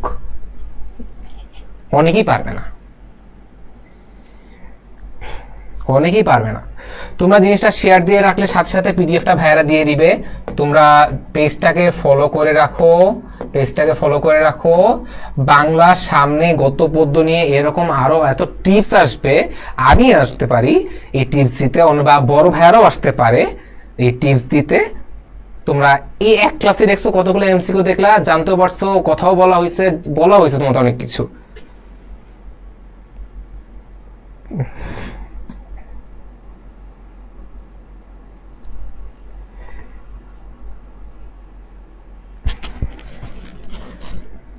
একজন বলছে 40-এর গ বলতেছে, অনেকে তোমরা বুঝে বলতেছো নাকি জাস্ট আনকমন লাগলো তাই দাগা দিলাম? আমার মতো যে 4টার মধ্যে একটা আনকমন, এটাই হবে আনসার, সো এটাতেই দাগাই দিই। আচ্ছা, অনেক বলতেছে যে 40-3 শিওর না। আচ্ছা, তো তোমরাও আমার ক্যাটাগরির মানুষ, যে যেটা একটু ভিন্ন সেটাকে একটু দাগায় আসে। অ্যান্সার হচ্ছে এটাই, ভ্রমর। অ্যান্সার ভ্রমর। আমি হলো ভ্রমরই দাগাইতাম, যে একটু ভিন্ন। এটা বইয়ে সুন্দর করে বলা আছে যে পদক্ষেপে ইতিহাসের সাথে ভ্রমরের সাথে তুলনা করা হয়েছে অনুপমের। Yes, uncommon. আজকে তো জাস্ট ইয়া দিচ্ছি, পরে যখন এটা নিয়ে ডিপ একটা শুধু এমসিকিউ ক্লাস করাবো তখন অনেক অনেক উইয়ার্ড এমসিকিউ দিব যে তোমরা শুনো নেই।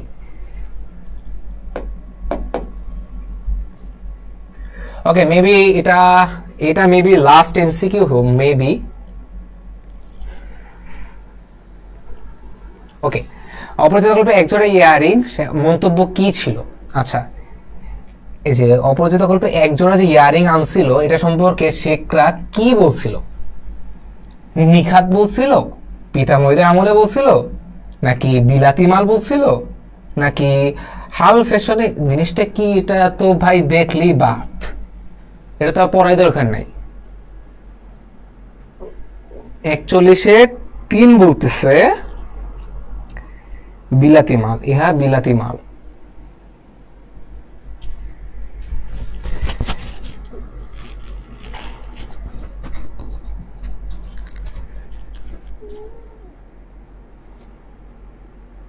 সবাই 3 কেন বলতেছো? বিলাতি মাল।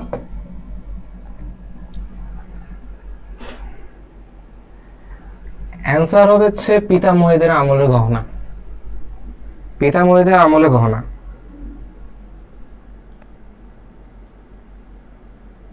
পিতামহী মানে কি?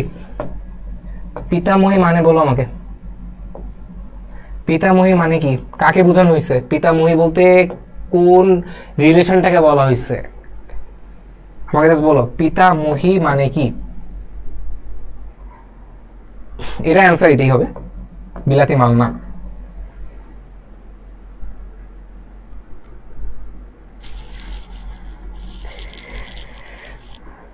পিতামহী মানে কি?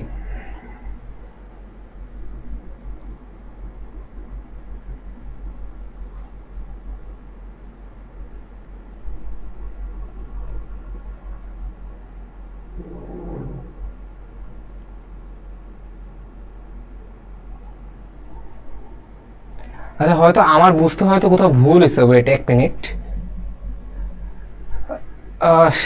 আচ্ছা শেখরা, আচ্ছা ঠিক আছে, সরি সরি সরি সরি, আমি খুবই ভুল ভুল বলছি। ইয়ারিং সম্বন্ধে বিলাতি মাল, এটা বিলাতি মালই হবে। আমি খুবই সরি, আমি জিনিসটা খুবই, আমি শেখরাটা আমি খেয়ালই করিনি। পিতামহীতে ইয়া অনুপমে মামা বলছিল। ঠিক আছে ঠিক আছে, হ্যাঁ দাদি, পিতামহী মানে দাদি, আর পিতামহ হচ্ছে দাদা। দাদার আমল বলতে দাদির আমল, দাদার আমল না, অনেকে লিখছে দাদার আমল। দাদা না, দাদা হচ্ছে পিতামহ, দাদা হচ্ছে পিতামহ, আর দাদি হচ্ছে পিতামহী, আর মাতামহ হচ্ছে নানা। কে? হ্যাঁ হ্যাঁ হ্যাঁ, ঠিক আছে ঠিক আছে, শেখরা। আমার মাথায় ছিল না যে শেখরা শেখরা শেখরা, আমি খেয়াল করিনি। আমি মামা হিসাবে কাউন্ট করে পিতামহী বলছি। আরে ভাই, একটা না ক্লাস নিতেছি, পানিও খাইনি আমি ভাই, আমার তো খুবই ইয়া লাগতেছে। ওকে, আর কি আছে? আচ্ছা, এখানে হয়তো শেষ ক্লাস আমাদের। তো যারা আমাদের সাথে ছিলা, থ্যাংক ইউ। তোমরা পেজটা যদি শেয়ার করে দাও তাহলে ভালো হয়। থ্যাংক ইউ যারা ছিলা। আর যে অপদার্থ ছেলে, যে নামই যাই হোক, তুমি প্লিজ আইডিটা চেঞ্জ করে তোমার নাম দিও, বারবার বলতে ইচ্ছা করে না। তুমি যদি আসলে অপদার্থ ছেলে থাকো, এটা সবাইকে বলা দরকার নাই। তো যাই হোক, থ্যাংক ইউ আজকে ক্লাসের জন্য। এই পর্যন্তই। বাংলার সামনে আরো ভালো ভালো ক্লাস আসবে ইনশাল্লাহ। দোয়া করি তোমাদের জন্য, তোমাদের পরীক্ষা যাতে ভালো হয়, এবং আরো অনেক অনেক এমসিকিউ নিয়ে আসবো। আজকের জন্য থ্যাংক ইউ।